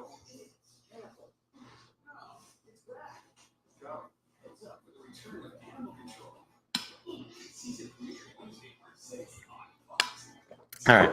Why does it take us so long to get back to I want to see what the halftime scores are looking like for everybody. I really got to pee. I'm sacrificing my bladder right now.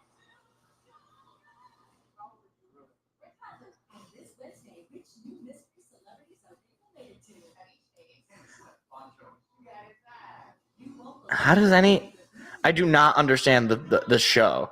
this celebrity guessing we are family. Like, how would you be able to guess if someone is which celebrity they're related? It doesn't make any sense. I don't know what somebody like. I don't sound like my cousins. I don't even really look like my cousins that much. Like, I don't know how this thing works. All right, come on. I'm gonna die here. This is like I'm getting ready to do my potty dance live on national. I guess national.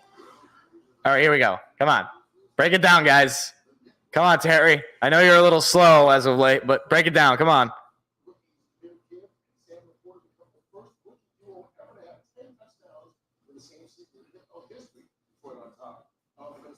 All right, Bucks, Panthers. Take a look at what's going on here. Oh, look at Bryce running. Oh, look at that. Look at wide open. Little Bryce Young. Is that DJ Chark? Oh, but he lost the ball. Oh, my gosh, DJ, no. Buccaneers up 6-0 at the half. Oh, DJ Chark.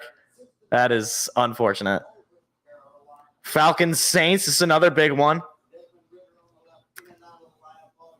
Atlanta looking to win this division, potentially. Look at that. Bijan on a pass. 71 yards. That's got to feel good. But, oh, look at this. 17-17 at the half. It's a nail biter in New Orleans. What else do we got? Jags, Titans, another one. All these. I mean, every game to an extent matters, but not every game matters in the same way. Look at that deep shot to Calvin Ridley. Trevor Lawrence finally looking like an NFL quarterback. Well, then Derrick Henry. Oh, we saw this earlier. He just walks in. How does he do that? Oh, my gosh. Are they really like 21-13 Titans over the Jags? Oh, no. Meanwhile, Jets up 6-3 over the Patriots, and the Bengals up 24-0 over the Browns. Jeez Louise. Trevor Siemian, is he the QB of the future? All right, now I'm going to the bathroom. I'm going to explode. This is not good. All right, I'll be right back.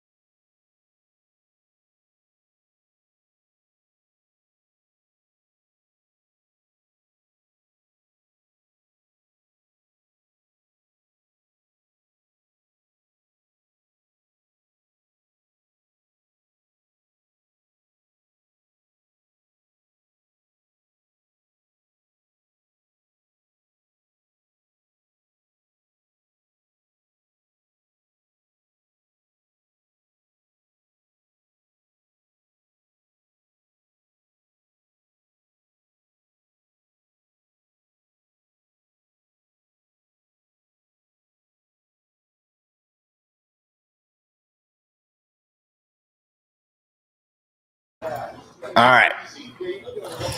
Oh, man, I just hope that Sam Laporta is okay. That was the worst like end to a half I could have imagined. Obviously, we're winning the game right now, so I'm not like, totally distraught. But at the same time, like, okay, they just said he was carted off. Okay, that's not really an update. I saw it live. But look, defense has got to stop giving up these big plays on 3rd and longs. And the offense has got to figure out how to move down the field. I mean, you're not helping the defense's like ability here if you're just like giving them, a million tries and you're not staying on the field for more than like 3 minutes. Like that final drive, it should have been us having the football with the final drive. That's just like you need to be able to do that as an offense, and you can't go 3 and out in 2-minute drills. That's just not. It's just not. What is this commercial? What am I looking at? Does anybody?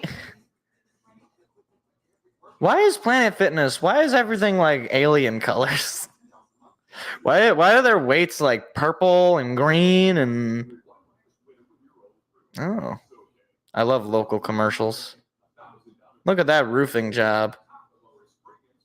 See, I don't have to worry about that because I live in an apartment. They worry about their own roofs. Although it was snowing earlier. It looks like the snow has stopped. It's a bit of a dreary day here in mid-Michigan. A bit of a glum day, might even say. A little glum. I don't remember the last time I saw the sun. I'm gonna be honest with you. Actually, like I've thought about this and I don't remember. I know I saw it on Christmas.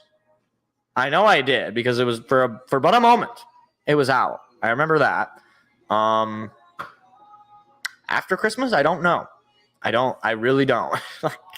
This is what you just got to deal with if you're living in Michigan. You just like you don't know what the sun looks like for like a good half of the year. It's just how it is. Winters in Michigan are not fun. And before there's some guy who's like, I live in Nova Scotia and it's -65. It's like, okay, well, it's also Celsius, so I don't know if that translates well to us, but 47 plus? Wait, what? 47 plus? This is Fox. Well, it wasn't live. I just saw. There we go. Oh, I saw it red. No, do it. You know what? Here, we're going to try something. Join live. Okay, there we go. Now we're live. Okay. Looked like I guess I was like a few seconds behind, so there we go. All right. Are we back now? I think we're back now.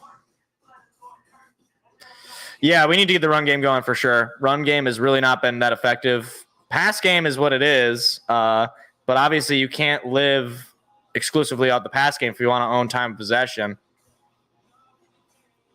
Gosh, I wish we're getting new uniforms. I don't know if it's confirmed, but it's all but confirmed that we're getting new uniforms next year.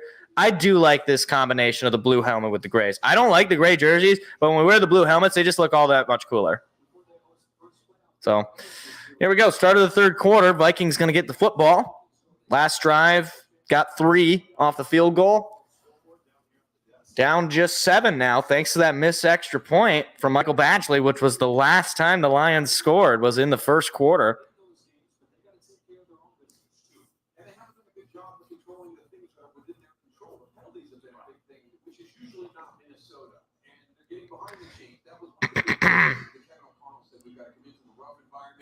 I do like Joe Davis and Daryl Johnston. I don't know how people feel about them. There are people who didn't like people don't like Kenny Albert and Jonathan Vilma.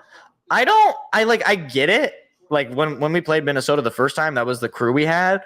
And there was a little bit of like, oh, please, why? It sounds like they're just totally glazing the Vikings. But I really like Kenny Albert. I don't know why people were just like hating him. I don't know. I didn't get it. I was out of the loop. I tried to ask and nobody gave me an answer. I was like, why do people hate Jonathan Vilma exactly? I really don't know. Nobody gave me a definitive answer. So Jack Fox kicks this off to start the half, and that one goes all the way to the back of the end zone. for a touchback. So in comes the Lions defense, and in comes Nick Mullins and the Vikings offense to start the half. 13-6 Lions on top. Mullins thrown for 14 for 20, 187 yards, no touchdowns, no interceptions. He's got a 99.4 rating. Compare that to Goff, who was 10 for 15, 126 yards, one touchdown, no picks, 114.9 rating. So a better start for Goff, according to just the stats overall. Here's the handoff, and nowhere to go is Chandler. He is stuffed at the line. Second down. Oh, I saw that. That was total nonsense. I hate Dean Blandino.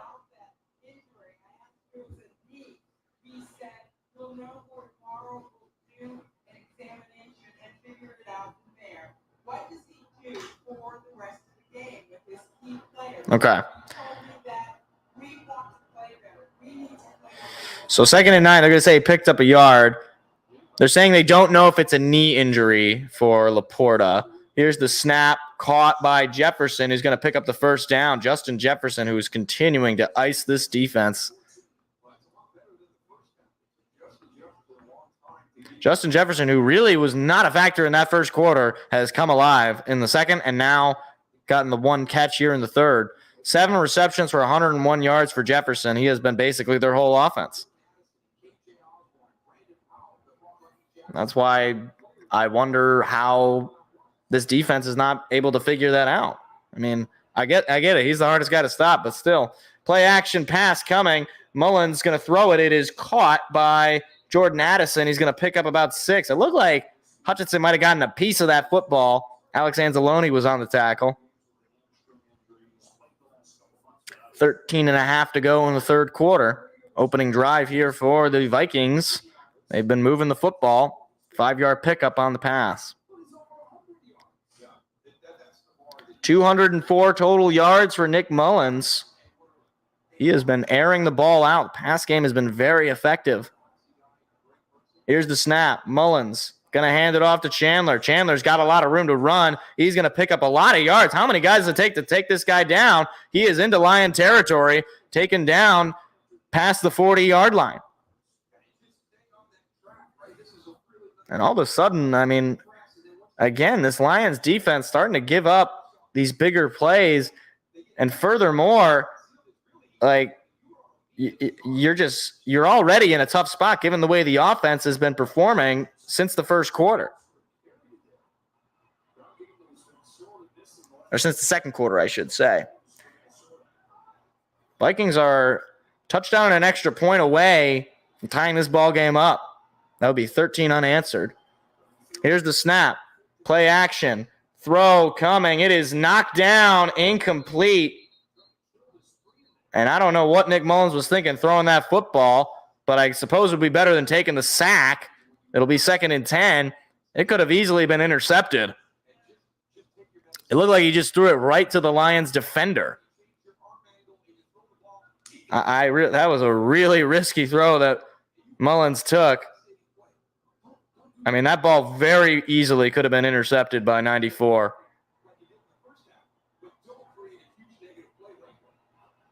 Mullins frustrated with himself. 2nd and 10. Here's the snap. They're going to hand it off to Chandler. Chandler looking for the lane. He's got it, and he's going to pick up about 6 or 7. Third down. Opportunity for this defense to get off the field. Although, given the field position, again, I don't know. I mean, unless they get a TFL right here, offense might stay on the field. Final 12 minutes of the third quarter, counting down.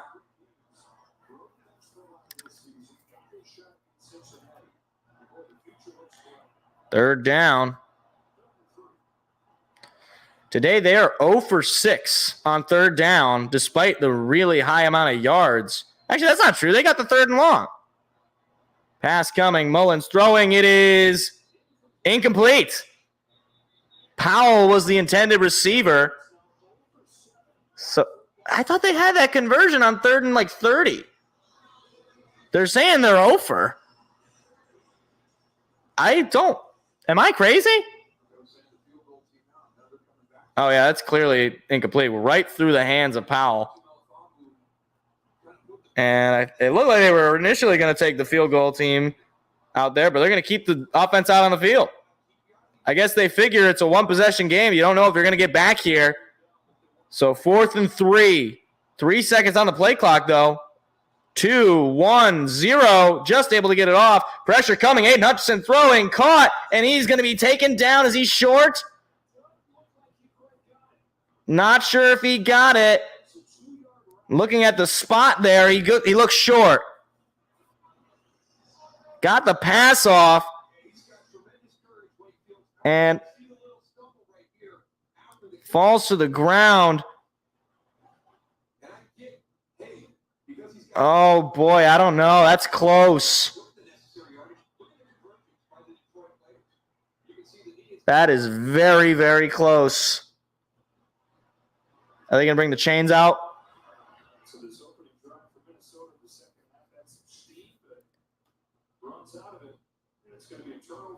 They're bringing out the chains just to ensure it. And, yeah, he's short.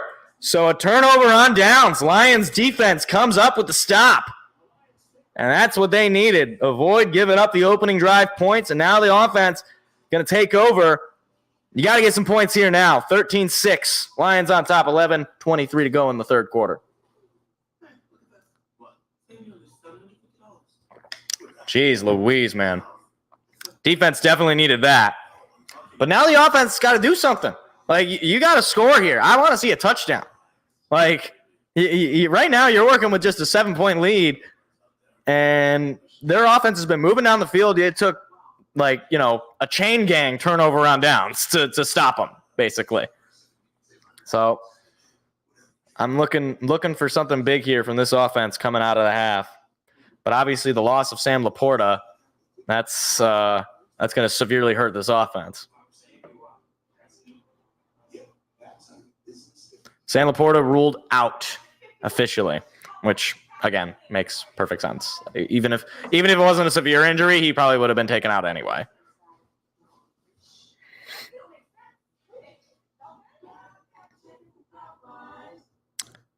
I will say I only had Popeyes once.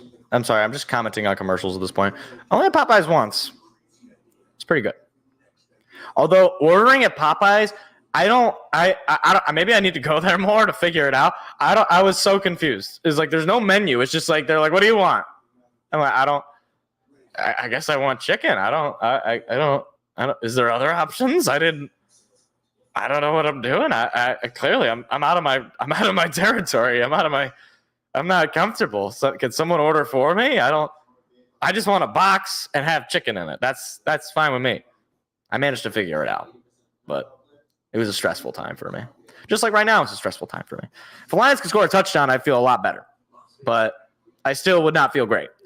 The thing is, right? I know that next week when we play in the playoffs, that's going to be the most stressful game that we've had all year, obviously, because at this point, I don't want to lose this game because I said we were going to win 12 games this season, and if we don't win, then we won't have won 12 games.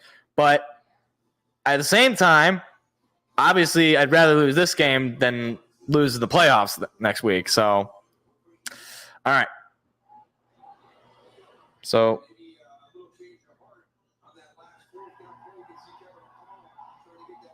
Kevin O'Connell tried to time out before the play happened. Oh, no. Ugh. You got to be more careful if you're the coach there. So Goff in the shotgun, snap, fakes it to Montgomery, going to throw it up the middle. This one is caught. Amon-Ra St. Brown for a first down. First down, in a couple of possessions. Because the last possession we didn't get a first down. So first half possessions, Lions punt, touchdown, punt. Just 17 yards last couple of possessions for this Lions offense. Got to come up with something bigger. St. Brown, 5 receptions for 70 yards. He's had a heck of a day. Montgomery in the backfield. Goff under center. Here's the snap. They're going to fake the give to Montgomery. Goff, pass, taking a deep shot. Looking for St. Brown. Way overthrown. I mean, that was about 10, 20 yards ahead of St. Brown. What? Apparently Brian Branch got hurt. What the heck? Brian Branch apparently got hurt, according to Pam Oliver. I don't... Jeez Louise. Are you serious right now? We can't be losing guys going into the playoffs. Well, he's done for the day then. I hope that's not serious either. Goff takes the snap. They're going to hand it to Montgomery. Montgomery going to pick up just maybe 4 or 5 shy of midfield. It'll be 3rd down. 10.5 to play. Again, Lions, they got to get some points on the board this drive. Right here, right now, 3rd and 6. You got to come up with something. At the very least, you got to eat away more of this clock. St. Brown moves in motion. Craig Reynolds is in at running back. Here's the snap. Pass coming. Goff looking. Pressure coming. Throwing. Caught. St. Brown, or that's Jalen Reeves-Maben, not St. Brown. He's going to be short into Viking territory. The fullback, Jalen Reeves-Maben, makes the catch. And it's 4th and short in Viking territory. I mean, you're up 7, and they're keeping the offense out there. Montgomery comes in. You need the first down here. Absolutely. It's a risk. Obviously, as far as field position, Minnesota looks like they're loading the box. Here's the snap. They're going to fake the give to Montgomery. Goff on the run. Looking. Goff going to throw it. It is caught. Donovan Peoples-Jones with a big 4th down conversion. Donovan Peoples-Jones acquired at the trade deadline from Cleveland. And that was a play that I thought was breaking away, but Goff able to hit Peoples-Jones on the run. That's a great pickup. Donovan Peoples-Jones, who really has not made much of an impact on the offense, he might have to, given the loss of Laporta. So the Lions well into Minnesota territory now. Goff under center. He's got to snap the ball. 2, 1. Got to snap it. Here it goes. Just able to get it off. Play action coming. Throwing. Caught. That is Dan Skipper with the reception. The big fella gets his first reception of the day. And obviously, with the whole eligibility nonsense of last week, the crowd in Ford Field loves to see that. Hey, any illegal touching on the play, refs? Anything? Anybody? So that's got to feel good for Dan Skipper, and it's got to feel good for this whole Lions O-line.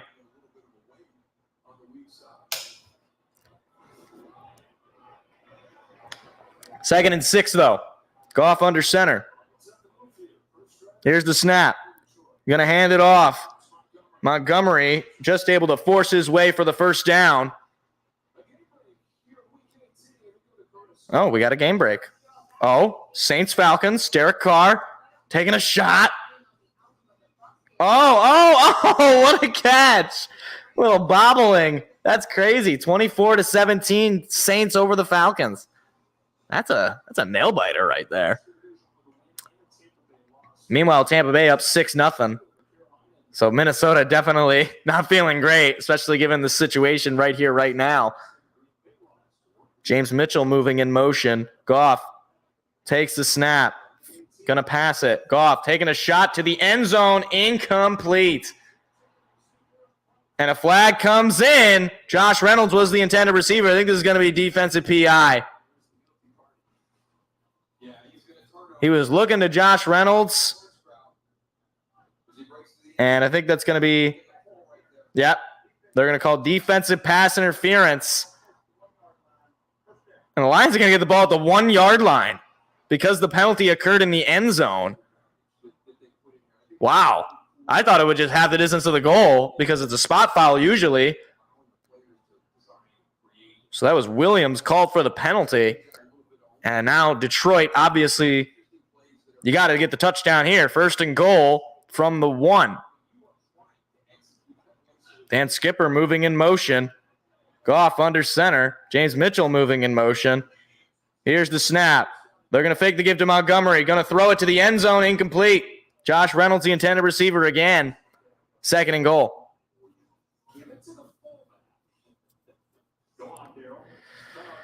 Wouldn't be surprised if I see a run play here. They've been heavy on the pass this drive. Just the 1 first down run from David Montgomery. Goff with 169 passing yards. This drive, 4 for 6, 43 yards. Montgomery in the backfield still. Goff takes the snap. They're going to give it to Montgomery. He's going to try to dive in, and he got it. Touchdown. David Montgomery extends the Lions' lead. It is 19-6 Detroit.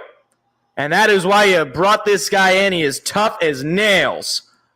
Just able to pick up the 1 yard after contact. That's the 2nd rushing touchdown of the day. Just finds the hole and barrels his way through for the touchdown.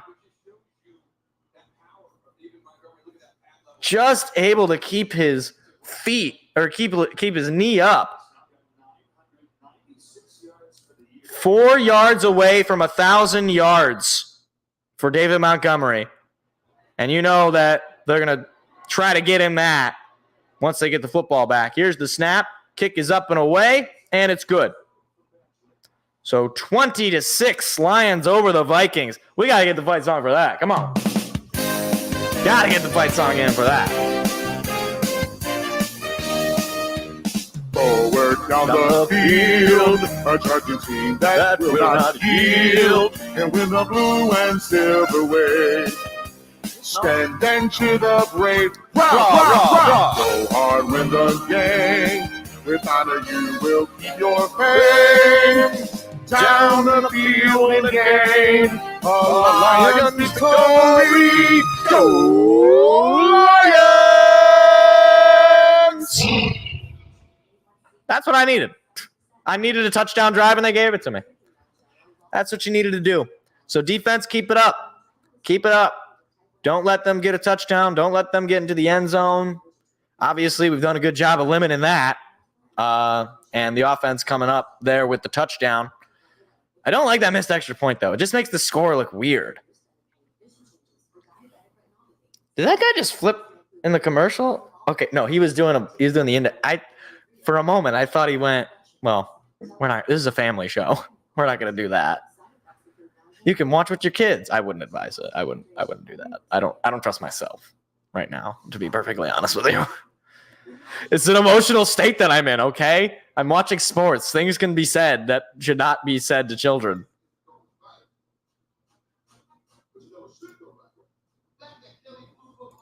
Okay.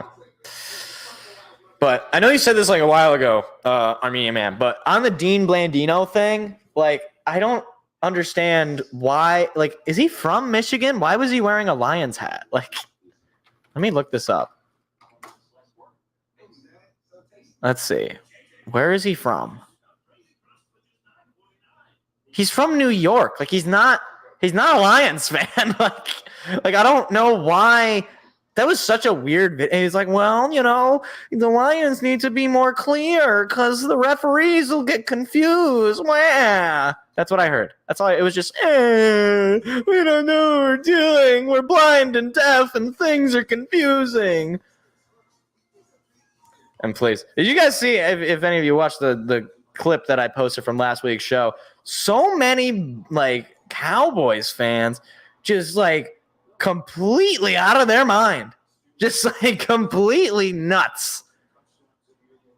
It's like, oh, no, didn't you see the new reverse angle? Dan Skipper was reporting as eligible, even though you don't just have to do the signal, you also have to go and tell the referee. And so even though the referee thought that he did that, he even wasn't supposed to do that, and Taylor Decker did both the thing and the telling, so, you know, whatever. Details. Vikings going to take this one out from their own end zone, and he's going to pick up about 27 yards, so a decent return there for the Vikings on special teams. And it looks like Brian Branch is back out there, so he's all right. All right, crisis averted. Brian Branch is okay, but Sam Laporta out for the game, obviously, but crisis averted. Brian Branch is okay. He's back in the game. Says risk question. He's in the huddle. What do you mean questionable? I see him on the field. Fox, you're stupid. He's not questionable. He's playing right now. So 7:09 to go in the third quarter. Here's the snap. Mullins, quick pass coming. Swings it over to Osborne, who's going to pick up just 3, maybe 4. Second down.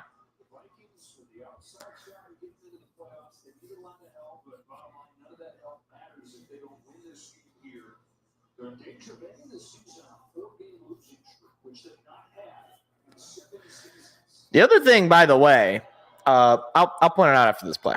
2nd and 7. Here's the snap. And it looked like the offense was not ready. And they're going to pick up actually a few yards there, but I don't know what happened. That was weird. But anyway, I was going to point out, if the Lions win this game, they will have completed the entire season without having a single losing streak. They have lost 5 games total. Obviously, they lost one game. They lost the game this past week. So they need to win this game to avoid any losing streak, which is incredible. I don't know that any Lions team has ever done that. I guess, again, we'll figure it out at the end. Lions rushing game, though, only 39 yards. Vikings have 73 rushing yards. They've done a really good job of running the football on this pretty good rushing defense, but not for today at least. Pressure is coming to Mullins. Mullins on the run. He's going to be brought down. He's going to be sacked. Levi Onwuzurike got to him, and it'll be 4th down and long. And that is the kind of stuff you want to see from the defense late in this game. Levi Onwuzurike, who was a mostly forgotten late-round pick in 21, he comes up with the sack. And Nick Mullins, the pressure was coming. He was trying to get out of the pocket. Aiden Hutchinson was bringing the pressure, and Levi Onwuzurike finished the job. So here's the snap and the punt up and away. Khalif Raymond going to try to take this one out from the 25. Breaks the first tackler. Now he's going past the 30. He's got a lot of room to run. Looking for a block past the 40 and forced out of bounds just shy of the 45. Khalif Raymond having a heck of a day on special teams. That's a lot of really nice returns from Khalif. All right, 20-6 Lions on top, 5:07 to go in the third quarter. Chance to extend that lead. I would love for them to just keep scoring. That would be great. If we can be up like 27-6 going into the fourth quarter, I feel good. I feel good about our chances at that point. But I want this to be probably the last drive of the half, or the half of the third of the quarter. I can't believe Chris Olave caught that football.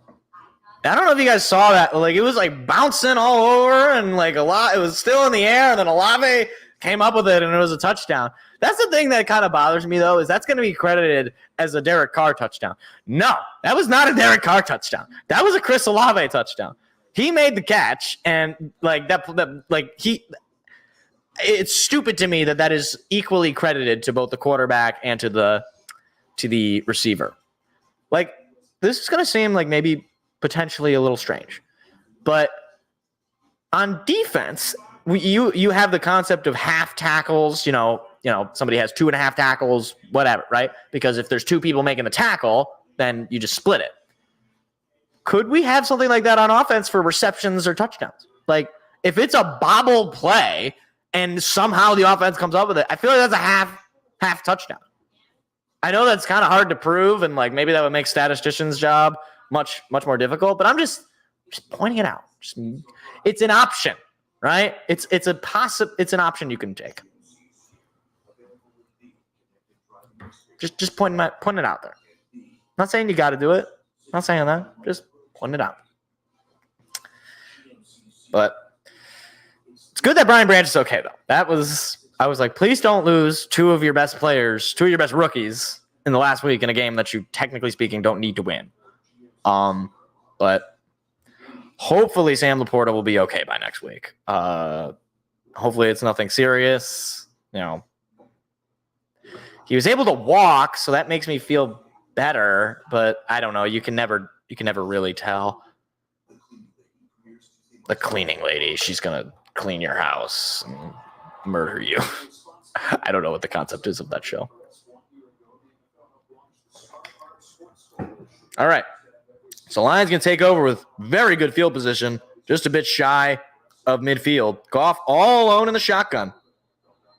Pass is certainly coming here. Moves St. Brown in motion to the right side. Here's the snap. Pass coming. Swing pass to St. Brown. St. Brown looking for a hole. Breaks a couple of tackles. He's going to pick up about 5.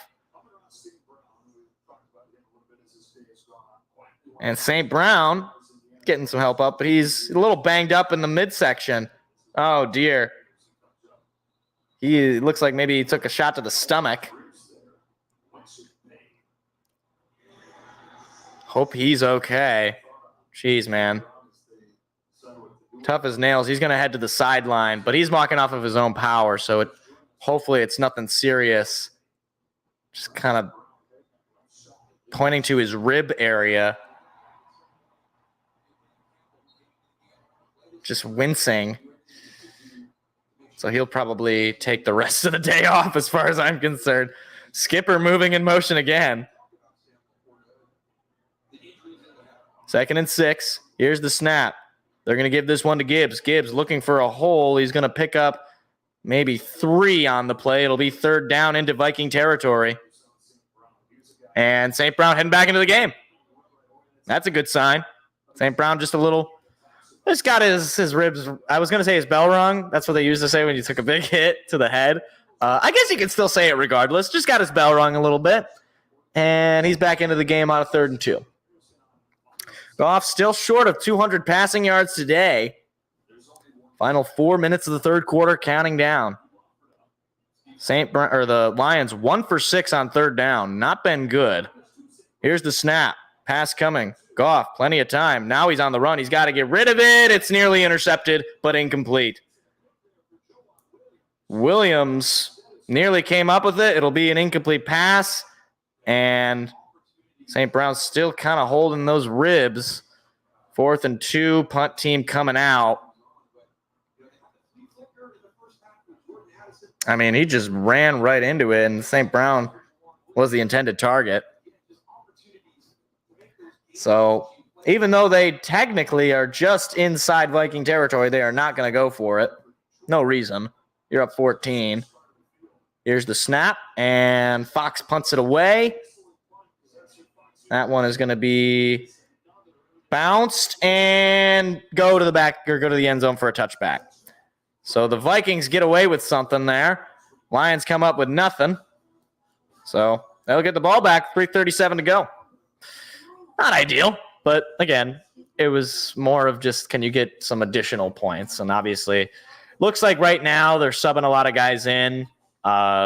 Gibbs only had the couple of runs. I don't know if they're going to give Montgomery. I hope they give Montgomery at least one or two more runs because he's pretty close to that 1,000-yard mark.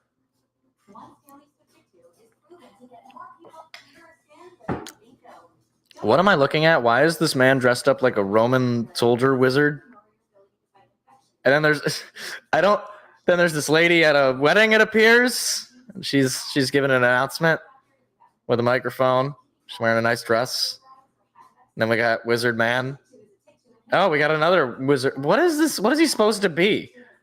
Why does he have like a lantern and like... Oh.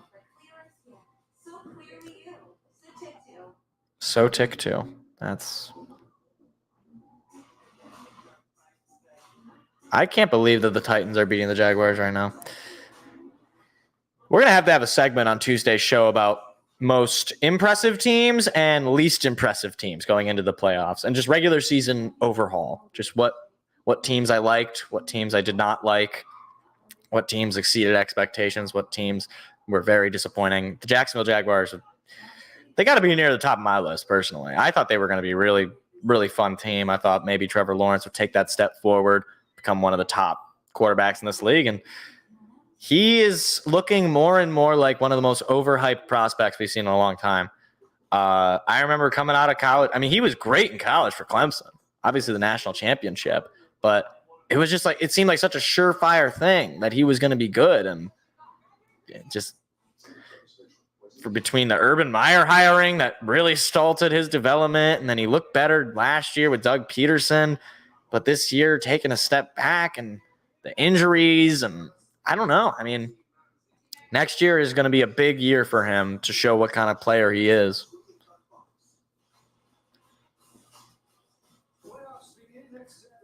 I hope we're not the 8 p.m. Peacock game. I have Peacock. I just don't want to watch Peacock.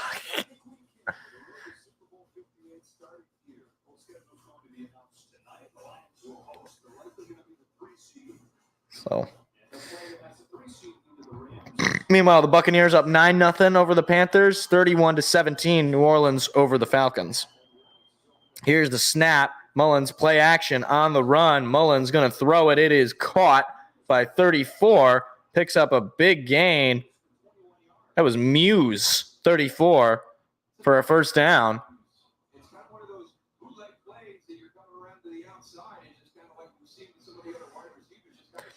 Alex Anzalone pulled his pants up a little bit. It looked like there was a little bit of skin showing.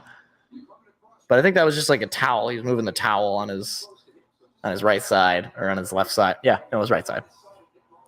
Anyways, final 3 minutes of the third quarter. Mullins under center. Snap. They're going to give it to the back. And he's going to pick up the first down. Again, this team, this defense, which is so good against the run, you wouldn't know it by today. Madison picks up the first down. Alexander Madison, 6 rushes for 26 yards. That's what? 6, 12, 18, 24. I don't know how many yards that is. I don't know math. I don't know why did I even try? Why did I even try? First and 10. Snap. Mullins going to hand it off to Madison. He's going to be taken down for a loss. Josh Paschal got to him. That's a big TFL. Couple of yards lost on that play. The Vikings into Lion territory, but at midfield.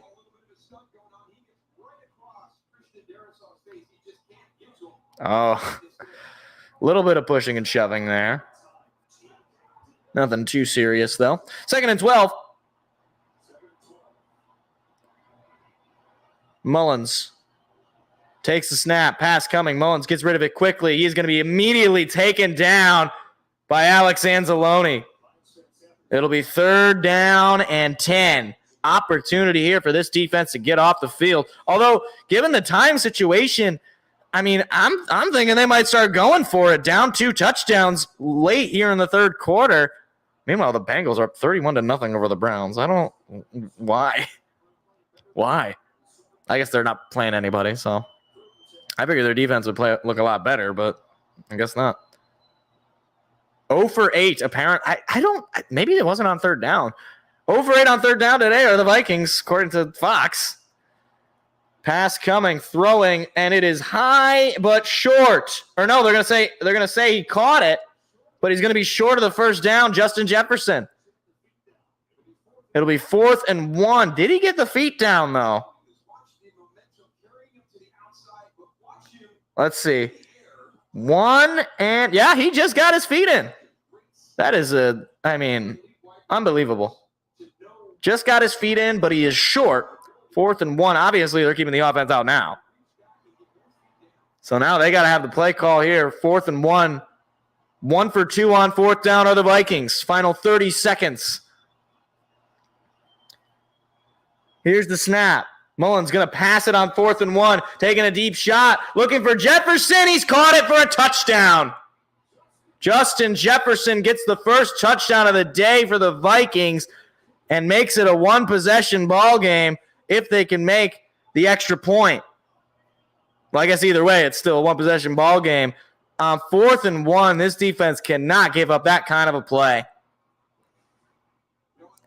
As Kendall Vildor in coverage on Justin Jefferson, which is already a mistake.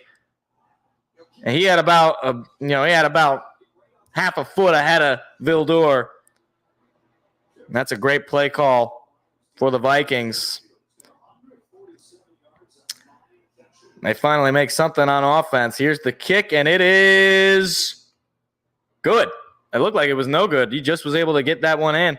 So 20-13, Detroit on top. Final few seconds of the third quarter.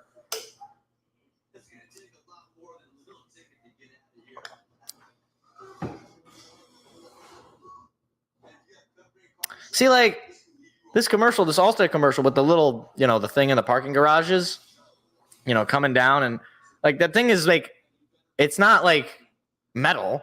I'm pretty sure it's plastic with like a padding on the end. Like I don't think it would do that much damage. It'd probably do a decent amount of damage though. Jeez. Justin Jefferson continues to just be so difficult to stop.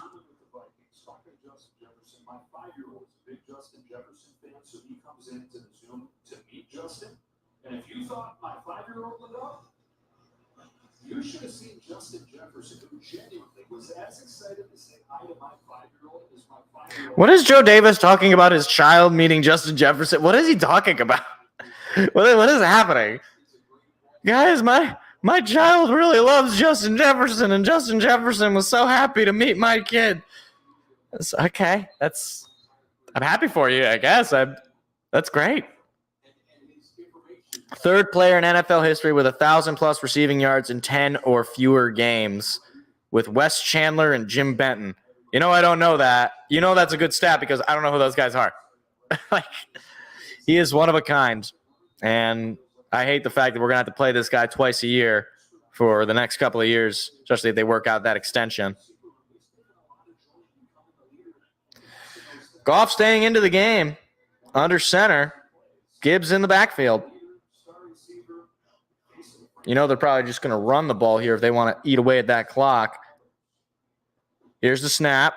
They're going to give it to Gibbs. Gibbs finds a hole. Gibbs breaking a couple of tacklers, but he's going to be stopped at about the 30. You thought maybe there was a big run coming there for Gibbs, but that will end the third quarter. So a 5-yard pickup to end the quarter. Lions up 20-13 over the Vikings, entering the fourth quarter. All right. Chance for us to get put this game away. Just get a touchdown. I mean, I guess get any points, but get a touchdown. Probably that would be goal number one, just to really put this game away. If you have I guess, again, they would still have a decent amount of time. But I mean, you put the pressure on them, right? You make it a 2-possession game the whole time. You put the pressure on them.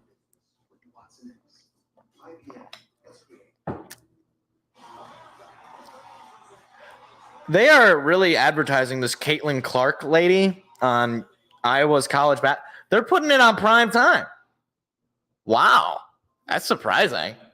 I have no interest in women's college basketball. I don't really have any interest in women's basketball anyway. So why would I be interested in college basketball? But this Caitlin Clark girl, she's like a phenomenon, it seems. I have no idea. I can't extrapolate anything from it because I'm like, okay, she's like a really good lady ball player.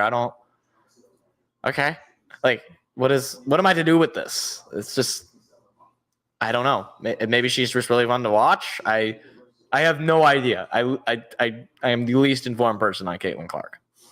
Other than that, I've heard jokes about the Pistons taking her because, yeah, this draft class for the NBA is not good from everything that I've heard. It's not like last year where you had, Victor Wembanyama. Those are some nice looking houses. Eastbrook Homes. I mean, it's a cool looking place, but there's no furniture, madame. There's no furniture.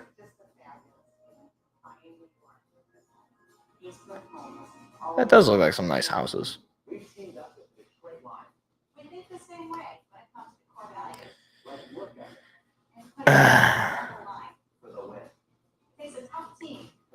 Will I ever truly be free of Sam Bernstein? I don't think I will. Unless their kids, unless the Bernstein kids, like the kids of the Bernsteins, unless they don't become lawyers, I feel like this is my life now. I've had it, like my parents had to deal with Bernstein. I got to deal with Bernstein. My kids are probably going to have to deal with Bernstein if I have kids. This is what it's like to live in Michigan. You have to deal with the Bernsteins. Anyways, if you're from Michigan, you know who I'm talking about. If you're not from Michigan, you have no idea. You don't know what any of this is. Lions with the football up 20-13. Ball at their own 30. 2nd and 5. Here's the snap. Fake the give to Gibbs. Pass coming. Goff going to take a shot. He's got St. Brown open. St. Brown with a lot of room to run. Past the 30. Past the 20. Past the 15. Inside the 10. And past the 5. And diving into the end zone. Touchdown. Amon-Ra St. Brown. What a play.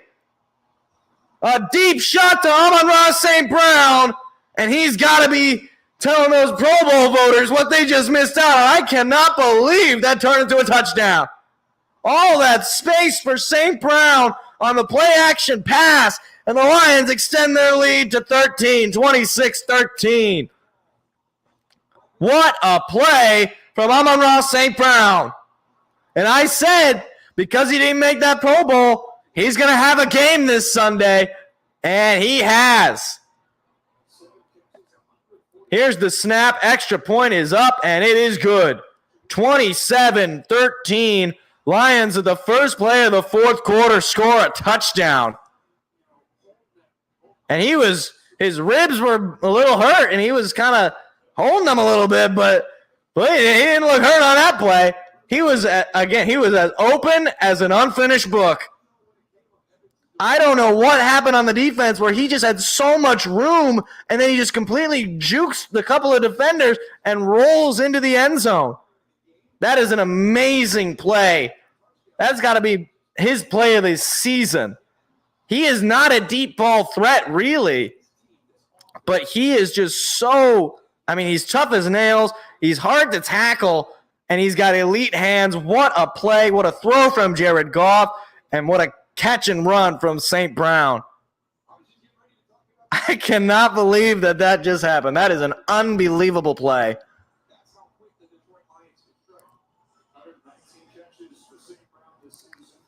So 27-13, Lions over the Vikings. They answer a deep shot touchdown with a deep shot touchdown of their own.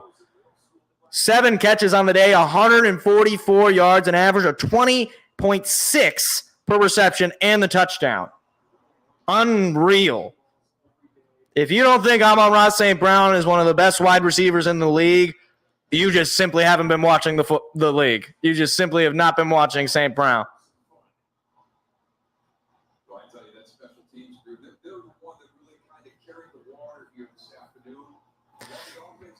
So the only thing I'll say is it does give Minnesota some more time, down 14. Obviously only 15 seconds cut away in the fourth quarter with that particular play. So for Minnesota, they get some extra time to keep themselves alive, but you can't give up a big play like that on defense. You just can't. Here's the snap. Mullen's going to hand it off to Chandler. Chandler trying to find the lane. Jack Campbell eats him alive. He's going to pick up 4, maybe 5 on the play. Now for Minnesota, I would not be really primarily trying to run the football. And I get it, right? Your run game has been good, but time is of the essence right now, down 14. And I know you still have the whole fourth quarter, but I don't know. I'd like to see more passes from them on this offense. Here's the snap. Pass coming. Mullins takes a shot deep. He's got Justin Jefferson open again. First down into Lions territory. And again, this guy is impossible to get. You're giving him way too much space for one, but he is just so good. The fact that he has been basically their whole offense this whole game. Now you got to think about open field tackles. And why are they saying it's 2nd and 7? It's definitely not 2nd and 7, Fox. They just got a first down. Nearly 200 yards receiving for Justin Jefferson today. Here's the snap. Fake the give. Mullins. Pass coming. Mullins hit as he throws. He's got Addison. Touchdown. Just like that. In less than 2 minutes. Jordan Addison gets the Vikings' second touchdown of the day. And the Vikings, a PAT away from it being a one-possession game. this is the kind of thing in defense you just couldn't give up. As soon as you got a big play on offense, you give up a couple of big plays on defense, and right now it's a one-possession game. Aquara hit Mullins on the pass, but Addison had about a foot on Cam Sutton. And just like that, Minnesota right back in this game. Here's the snap. Extra point is up, and it's good. 27-20. Again, I mean, like I said, the only thing I would say about that last touchdown from Detroit is it left Minnesota with plenty of time here, and Minnesota very quickly scoring. That's just not what you need. This is a fourth quarter team that does not say die.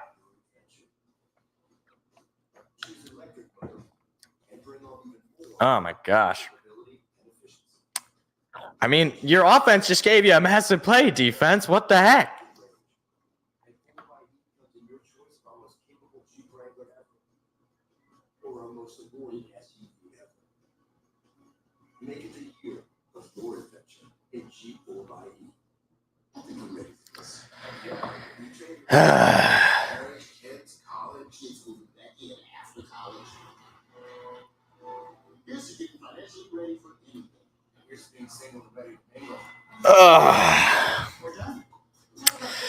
Can we just eat this clock and score a touchdown again?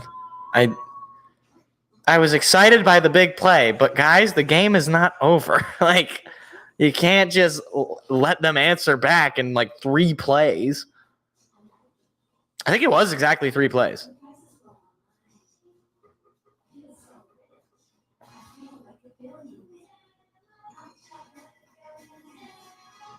That's a lot of different clothes. Why are you giving those guys wigs? They're bald. What's the big deal? Why can't they just be bald? I don't like this commercial. Temu? You know what? You know what I'm going to do, Temu? I'm going to boycott Temu. I'm not going to shop at Temu. Now, you might be thinking, well, you weren't shopping there to begin with. Not much of a boycott. You're right. You're right. You're correct.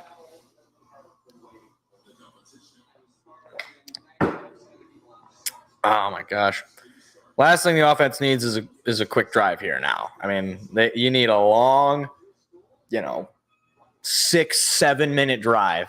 Just march down the field, put some points on the board, just put that knife in, finish the Vikings off.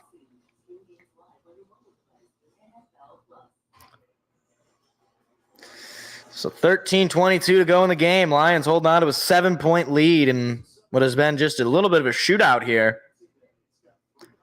3 plays for 75 yards. I mean, you just can't do it. In less than a minute and a half, they scored a touchdown. You just can't do it.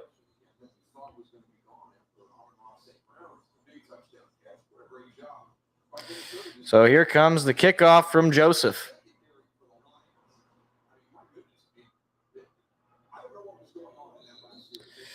Touchback as the kick gets the back of the end zone.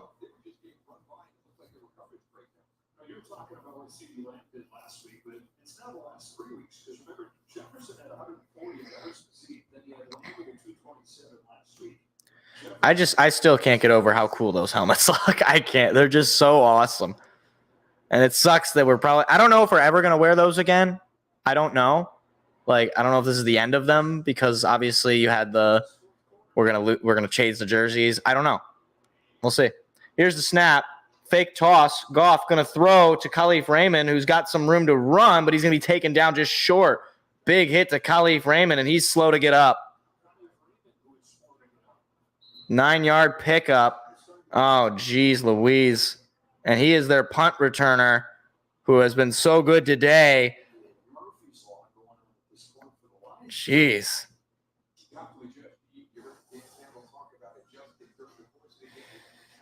And, I mean, it looked like he fell on his leg. So hopefully Khalif is okay. You don't want to afford to lose anybody else in this game, let alone lose the game.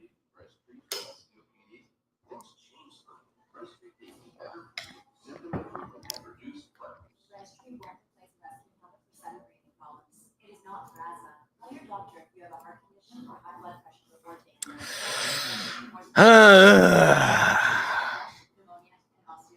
mean, I guess Khalif Raymond is not like he's still a good punt returner though. Like you're gonna need that. You're gonna need your guys on special teams. Hopefully he's okay. And he's had a good game today on offense as well, coming in for the injured JMO.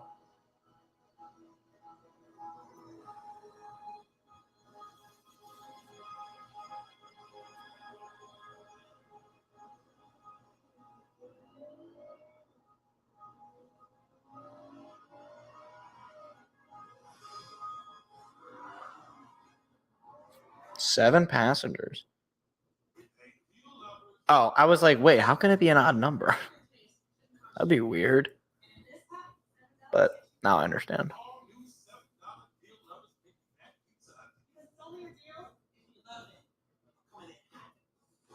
You know what I'm just thinking right now? And this, I'm gonna say this statement, and I don't know that it's like mathematically true because I was thinking of the 7 passenger thing.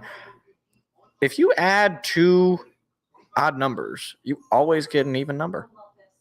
Again, I don't know if this is actually accurate. I'm just thinking like 9 plus 9 is 18, 11 plus 11 is 22, 11 plus 3 is 14. Yeah, I think that's just true.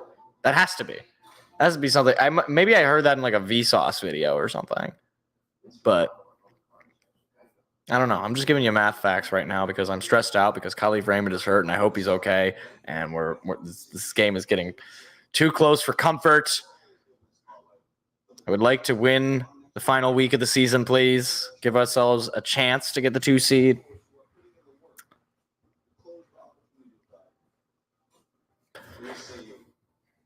I'm surprised they're putting Jared Goff in commercials. All right, there's Khalif. He's walking off. A little bit of assistance, but he's walking off kind of hobbled. So he's done for the day, obviously. I mean, there's only so much time left in the game anyway. 2nd and 1, Goff under center. Here's the snap. They're going to give it to Montgomery. Montgomery going to pick up those extra yards, and he's got 1,000 on the season. They're not like pointing it out on the broadcast, but Montgomery just picked up 1,000 yards. Yeah, Laporta was feeling that left knee. Looked like he kind of got it a little awkward positioning. I really hope there was nothing significant there.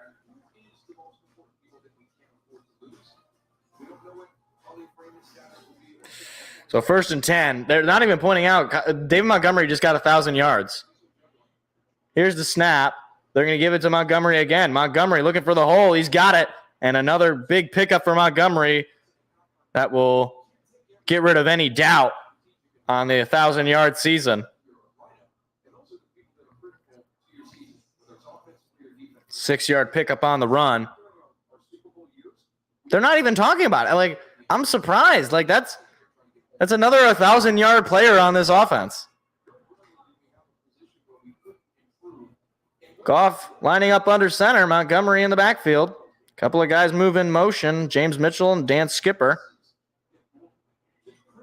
Here's the snap. Play action coming. Goff. Pressure coming. Throwing. It is caught. Josh Reynolds picks up the 1st down and then some. Into Viking territory. Goff stepping up, avoiding the sack there from Daniil Hunter. And a great catch there by Josh Reynolds to pick up the 1st. Final 11.5 counting down in the game. Lions into Viking territory. Gibbs now in the game. Goff under center. Here's the snap. They're going to give it to Gibbs. Gibbs looking for the hole. He's breaking the other way. He's going to pick up just a couple of yards.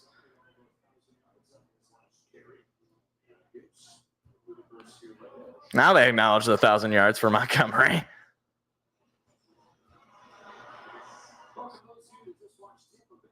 Oh, so Tampa Bay won 9-0 over Carolina. Jeez, they really just got it. So Tampa Bay wins the NFC South. So they will host a home playoff game. And a flag comes in. I think it's going to be false start. Yep. 60 called for the false start. That is Graham Glasgow. And that's, 2 steps forward, 3 steps back. Now you're locked into a 2nd and long. 2nd and 13. You got to pick this one up. Again, this drive, you got to score some points. Touchdown would be the most ideal, but any points you can get, you got to take. Here's the snap. Goff, pass coming. Pressure coming. Goff on the run, looking, throwing across his body. It's caught! Oh, my goodness. Jalen Reeves-Maben. Or no, that was James Mitchell, not Jalen Reeves-Maben. Across his body, Goff got that to James Mitchell. What a play. What a pickup. That is one of the best throws I've seen Jared Goff make. On the run, across his body, James Mitchell diving for it. Great hands from the tight end. So into the red zone go the Lions. Gibbs in the backfield with Goff in the shotgun. Snap. Pass coming. Goff looking, throwing, end zone, incomplete. Josh Reynolds, the intended receiver. He missed him. 2nd and 10.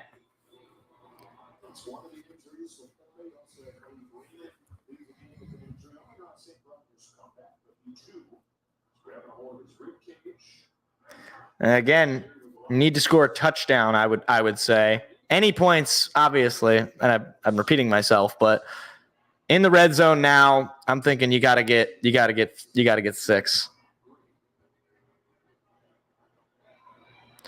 Goff under center. Snap.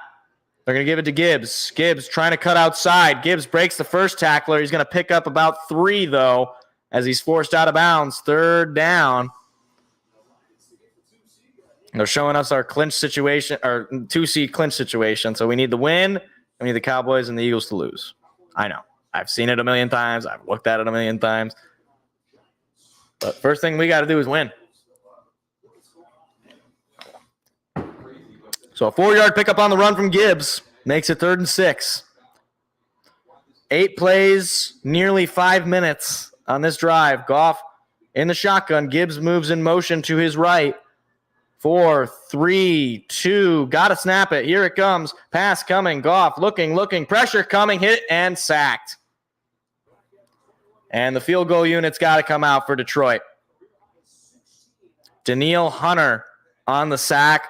That is sack number 16 and a half. And now, big moment here for the special teams unit and the field goal unit, because you lose some yards there. And now you got a 39-yard attempt to go up 10, less than 10 minutes to go. Michael Badgley in his career is 84% from this yardage. Here's the snap. Kick is up, and it's good. Michael Badgley hits it, and the Lions go up 30-20. 8:14 to go. You needed to get some points on that drive, and would have liked the touchdown, but you got something. And you eat away a lot of that clock as well. Now the defense got to step up. Got to finish this game on the defensive side of the football. Time to finish the job. Nick Mullins, surprisingly, pretty good at securing the football. No turnovers for him today. No turnovers for either team, minus a turnover on downs for Minnesota. But no interceptions, no fumbles, despite the many sacks that he's taken today. None of them have resulted in a fumble or an interception. But Vikings still with all 3 timeouts. Lions still with all 3 timeouts.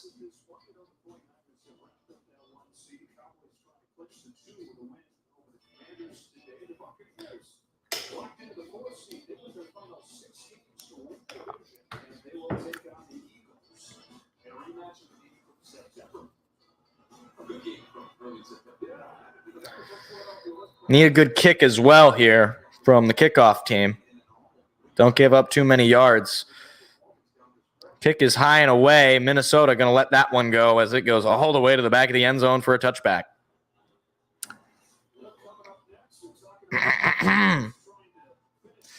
Definitely going to be watching or keeping an eye on at least this Commanders-Cowboys game because obviously it has seeding implications. And then I'll also try to keep an eye on the Eagles game. Although I might be going out tonight. I was supposed to meet a friend for dinner. So I don't know if they'll have TVs there. I really need Dallas to just blow it, please. Come on, Commanders. Can you help me out for once? Here's the snap. Quick pass to Jefferson, and he trips down and falls. And he kind of dove forward, but he's going to pick up just about 3. Oh, wow. They're showing the highlight of the Buccaneers getting the field goal. 9-0 win for the Buccaneers. That's unfortunate. That is unfortunate.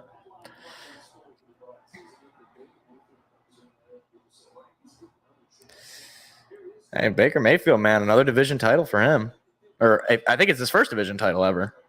Pass is intercepted! Intercepted by the Lions. Vildor going back the other way. He's going to take it to the house. Flag on the play. If it stands, it'll be a touchdown Detroit. But there is a flag. Was that ball down? No, he definitely intercepted. Oh, boy. Oh, no, that's down. Never mind. That's incomplete. That's going to be an incomplete pass. Never mind. Not an interception. We'll see what the flag is. Oh. And they're going to say illegal use of hands to the face on the Lions, which is an automatic first down. Talk about that is C.J. Gardner-Johnson call for the penalty. And that's not a way to welcome yourself back. I mean, you thought for a moment if you had a pick 6 to ice the game, but very quickly that completely went away. Oh, they're calling – no, not on C.J. Gardner-Johnson. That was on Cam Sutton.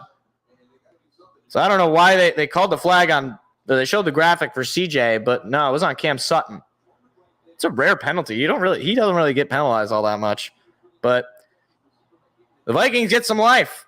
314 passing yards on the day for Nick Mullins. Here's the snap.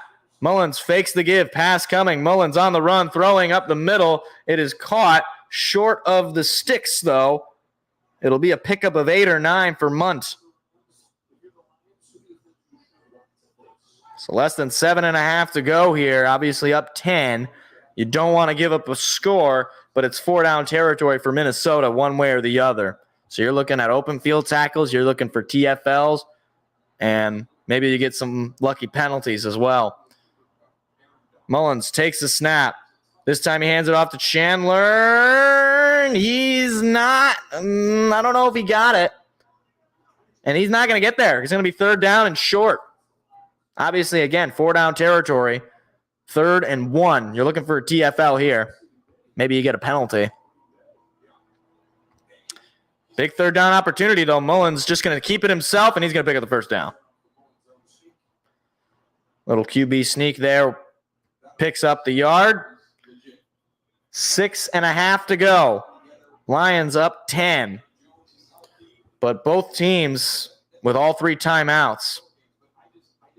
These are the moments where this defense has to come up clutch. You have to finish the job. Your offense has kept you in the game, and you have the Vikings have not had the lead all game. See if they can just finish this job.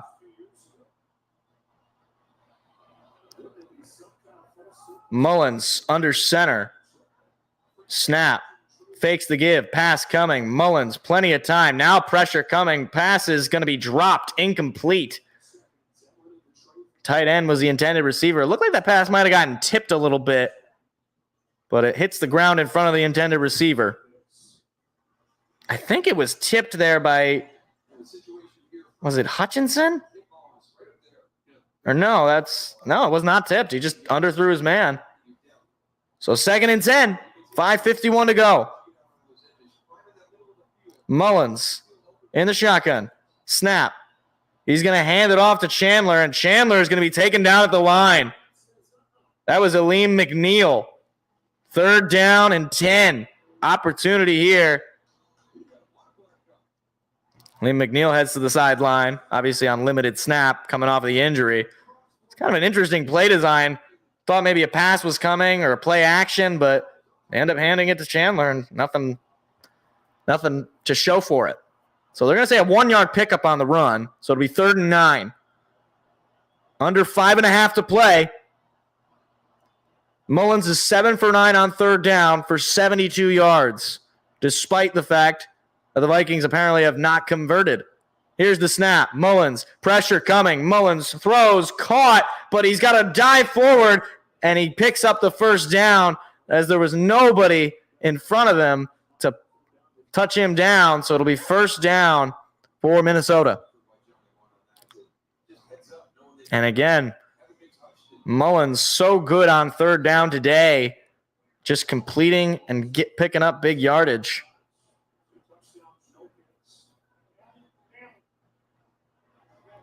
And there's a challenge flag on the field.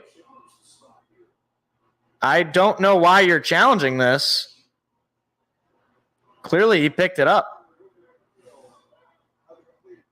They're challenging whether it was a completed pass. I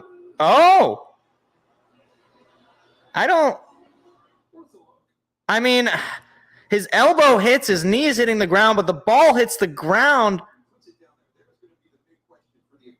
I would call that a completed pass for me.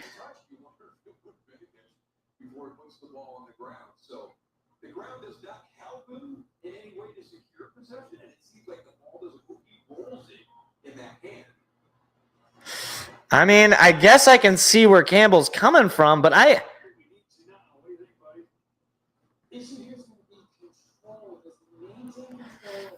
this is, I mean, if we can pull, Dan Campbell has not been good on challenges all year. If he can get this, I mean, that's obviously going to change the situation.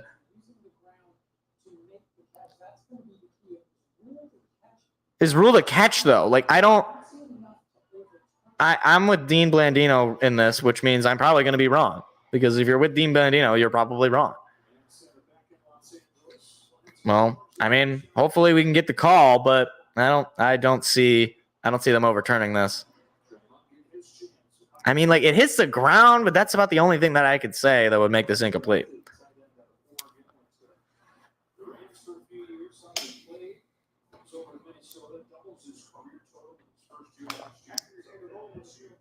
So they're going to say the ruling on the field stands. So the Lions lose a timeout, and again, I don't really get the challenge there.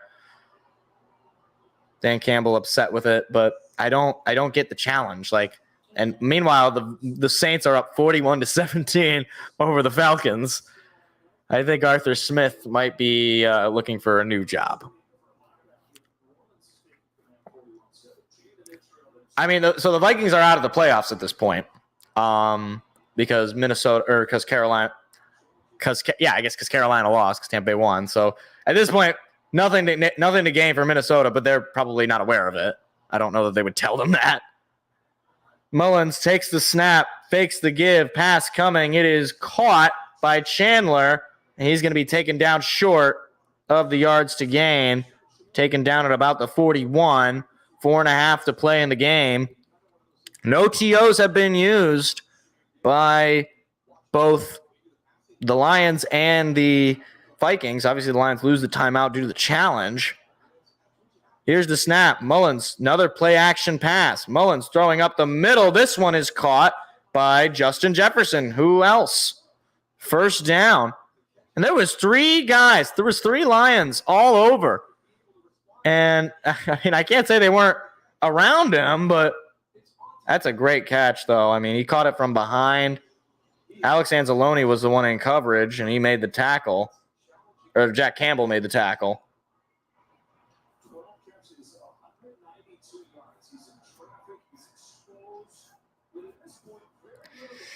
Now the Vikings just shy of the red zone.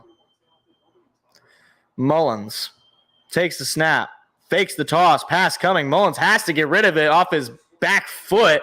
KJ Osborne, the intended receiver, could not come up with it. That was a dangerous pass to throw, but avoided the sack. And at this point, that's probably what Mullins is thinking, is just get rid of the football. You're down 14, or you're down 10, excuse me, and you just want to avoid losing yardage and putting your field goal unit at a bad spot because you're kicking the onside kick, regardless of, unless you obviously turn the ball over in downs. But if you score here, you're kicking an onside kick. Snap. Mullins, pass coming. Mullins throwing. It is incomplete. Knocked out of the reach of Addison. Brian Branch came up, knocked it out. Good coverage there by the rookie. Or that was Powell, not Addison. So 3rd down and 10. Now, obviously, again, it's 4-down territory for the Vikings, especially in this field position. Unless I don't know if they're in field goal range. If they're in field goal range, they just kick the field goal, I imagine. But no, they're definitely in field goal range. I think they probably kick the field goal, right? Make it a 1-possession game. That's what I would do. But I don't know. I'm not a coach. Here's the snap. Blitz coming. Mullins, plenty of time. He has to get rid of it. It's bobbly, and it's intercepted. It is intercepted. Cam Sutton going back the other way. Cam Sutton has iced the game. And just like the first time these teams met, the game will likely end on an interception. This time by Cam Sutton, his first of the year. It was a bad pass. He had to get rid of it. Pressure was coming, and Cam Sutton comes up with it. That is, I believe, his first interception of the season. Hit as he threw by Melon Fonwu, and Cam Sutton on the underthrown pass came up with it. That's a big play by this defense. And just as I was saying, Mullins has done a good job of limiting the turnovers on the biggest drive of his life to keep this team alive. Throws the interception. Game's certainly moved much further out of reach for the Vikings. We're sitting at a 99.1% win probability for Detroit. Goff staying in the game, though. Here's the snap. Goff going to give it to Gibbs, and he's going to be tripped up for a loss. Blitz came, and Gibbs on first contact goes down. And the Vikings call timeout on the TFL for obvious reason. Now the Lions, they got to get a couple of first downs here. If they got to ice this game right here, right now. Your defense just came up with a massive stop. Vikings still with all those timeouts, keep them alive.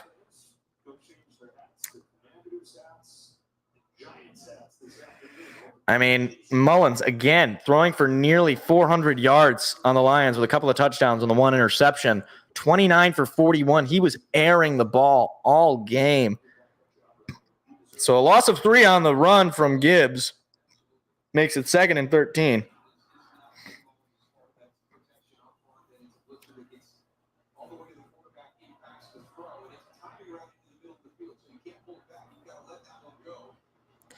Goff under center.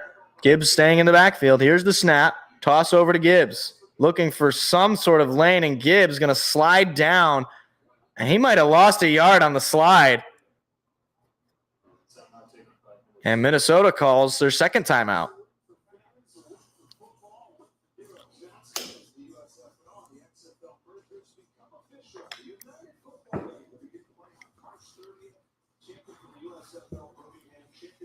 I hope the Michigan Panthers have a good year in the UFL. I remember I watched the Michigan Panthers in the playoff game, and they just completely blew it. It was like I had no real stake in it, but for some reason I was like, oh, man, I kind of want the Michigan Panthers to win. I guess because it's Michigan, and I just, whatever. Well, it's football, and it's Michigan, and why not? They play in Ford Field. 3:01 to go in the game, I should say. Lions sitting with a 3rd and 13, though. You pick this up, you certainly put a lot more pressure on Minnesota's defense, given they only have the one timeout. You probably don't want to go 3 and out, because that gives even a slice of life to Minnesota. Here's the snap. They're just going to hand it off to, I believe that's Montgomery, and he's going to pick up a few extra yards, but not the first down. So the Vikings going to call their last timeout. Still have the timeout, or still have the 2-minute warning. And it looks like the Jacksonville Jaguars have been eliminated. Titans have beaten the Jaguars, and they have been eliminated from the playoffs. That is amazing. So, and the Steelers also eliminated from the playoffs because of the Jag. Or wait, no. No, the Steelers still have a chance because the Jags get eliminated. So I think there's one more team that has to lose in order for the Steelers to make it. Unless they already made it. I'd have to recheck. I can't believe the Jacksonville Jaguars just lost. I cannot believe I said when CJ Stroud was starting to look good, I said, maybe this Texans team can win this division. And they managed to pull it off. So good for Houston. They're going to host a home playoff game. Meanwhile, the Lions got to punt it away after the interception. Jack Fox out there to punt it. Here's the snap, and there's the punt. You got to air this one out, eat away at some of that clock, and a flag comes in. I'm not sure what that flag was. There was nobody there, and a flag was thrown. A little bit of chirping going on from the Vikings and the Lions. Oh, yes, that's right. The Bills have to lose. What was the flag? It might be a hold or... because it's a touchback on the play. What's the flag? I'm very confused. Because I saw it get thrown. It was before anything was happening. It was like way in the back as the ball was in the air, as the kick returner was. That's going to be a holding on the return team. So that's going to pin them back. Now, obviously, for the Vikings, for the offense, for the Lions, that's certainly going to give them some more life. Geez, on a 4th and 2, Trevor Lawrence airmailed that ball way over the intended receiver. Wow. I think questions definitely need to be asked about Trevor Lawrence. We'll talk about it on Tuesday's show. But 1st and 10 for the Vikings. Down 10. A little over 2 minutes to go. Snap, Mullins, pass, throw, caught. And that is Addison with the catch. Now, at this point, Lions are thinking open field tackles. Vikings have no timeouts. So you just are thinking, make the open field tackles, force that clock to be eaten away, force them to spike the ball to lose it down. So that's what you're looking for. 2nd and 5. Snap, Mullins, pass coming. Mullins, plenty of time, taking a shot, and that one is incomplete. Way out of reach of the intended receiver. It was tipped. So 3rd and 5. Now, obviously, for Minnesota, it's 4-down territory, regardless of where they are. Obviously, you get past the 2-minute warning. Lions would be able to just knee this game out. They are pinned. 3rd and 5.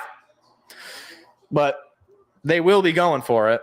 I mean, there's just no question about it. So you're just thinking, if you're the Lions, just an open field tackle. Don't give up a big play. Do whatever you can. Just get an open field tackle.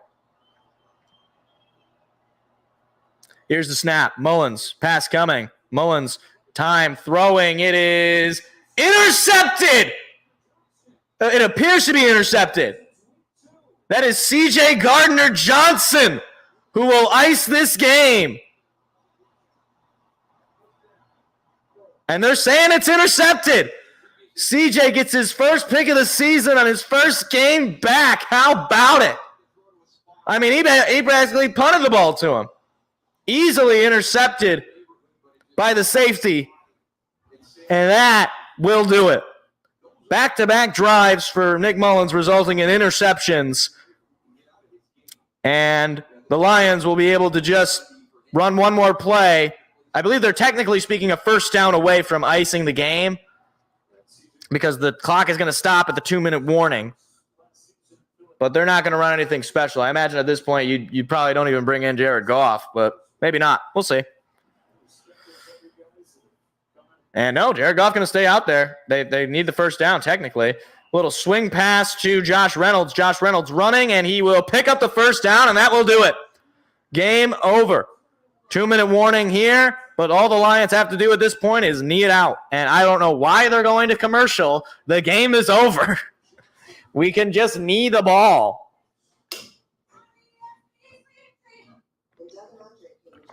But I don't. Why are they going to commercial? I get it's a 2-minute. Like, But we're going to go to commercial so that we can knee the ball? Like, really? Really, Fox? Really, NFL on Fox? I don't understand that. I get it. I mean, the advertisers are like, nope, 2-minute warning. You got to play commercials. I don't care if it's 400 to nothing. Play the commercial. Doesn't make any sense to me.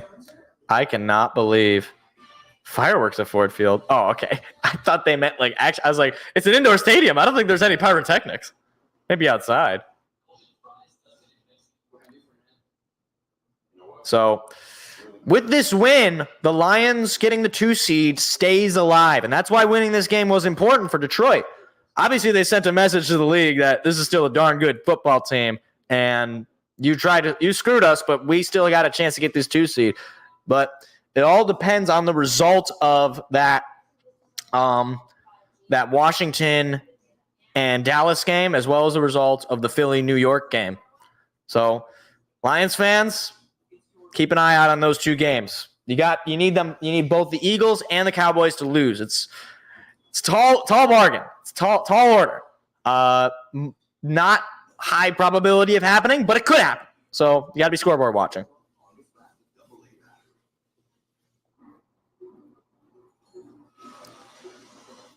Oh my gosh. I'm very hungry right now. I'm gonna text my friend after this and be like, where can we go for food right now? Because I will eat a horse. Like literally. I won't actually eat a horse. Is horse meat good? Because if it's good, I'll eat it. But like if it's not good, I won't eat it at that point. But I don't know. Has anybody eaten horse meat? If you've eaten horse meat, go ahead and out yourself in the chat. I mean, I don't know if you want to out yourself if people are squeamish about that sort. I don't really care. You can eat raccoon. I wouldn't advise it, but I mean, maybe you fry it up. Maybe it might be good. I don't know. Could be good.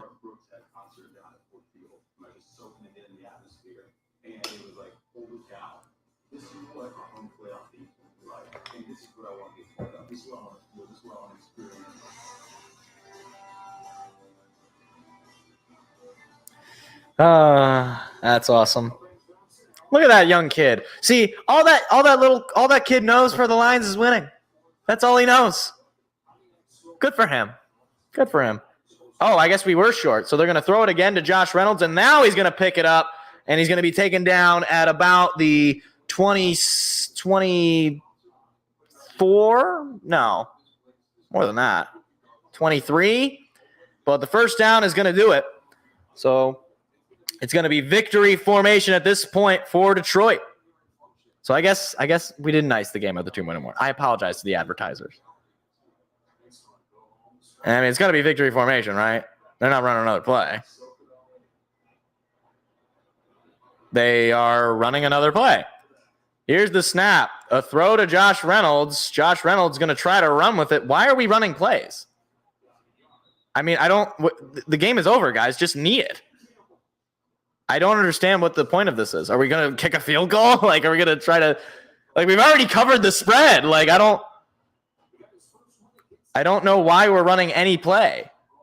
They're out of timeouts, Dan. This doesn't make any sense. You can just knee it. You knee it and the game is over. Maybe they just wanted to give Josh Reynolds a couple of receptions. I don't know. So they're running another play. Why are they doing this? But why? Here's the snap. Another throw to Josh Reynolds. Are they doing something for – is this like a Josh Reynolds thing? Josh Reynolds going to be just short of the first down. Like, what is going on?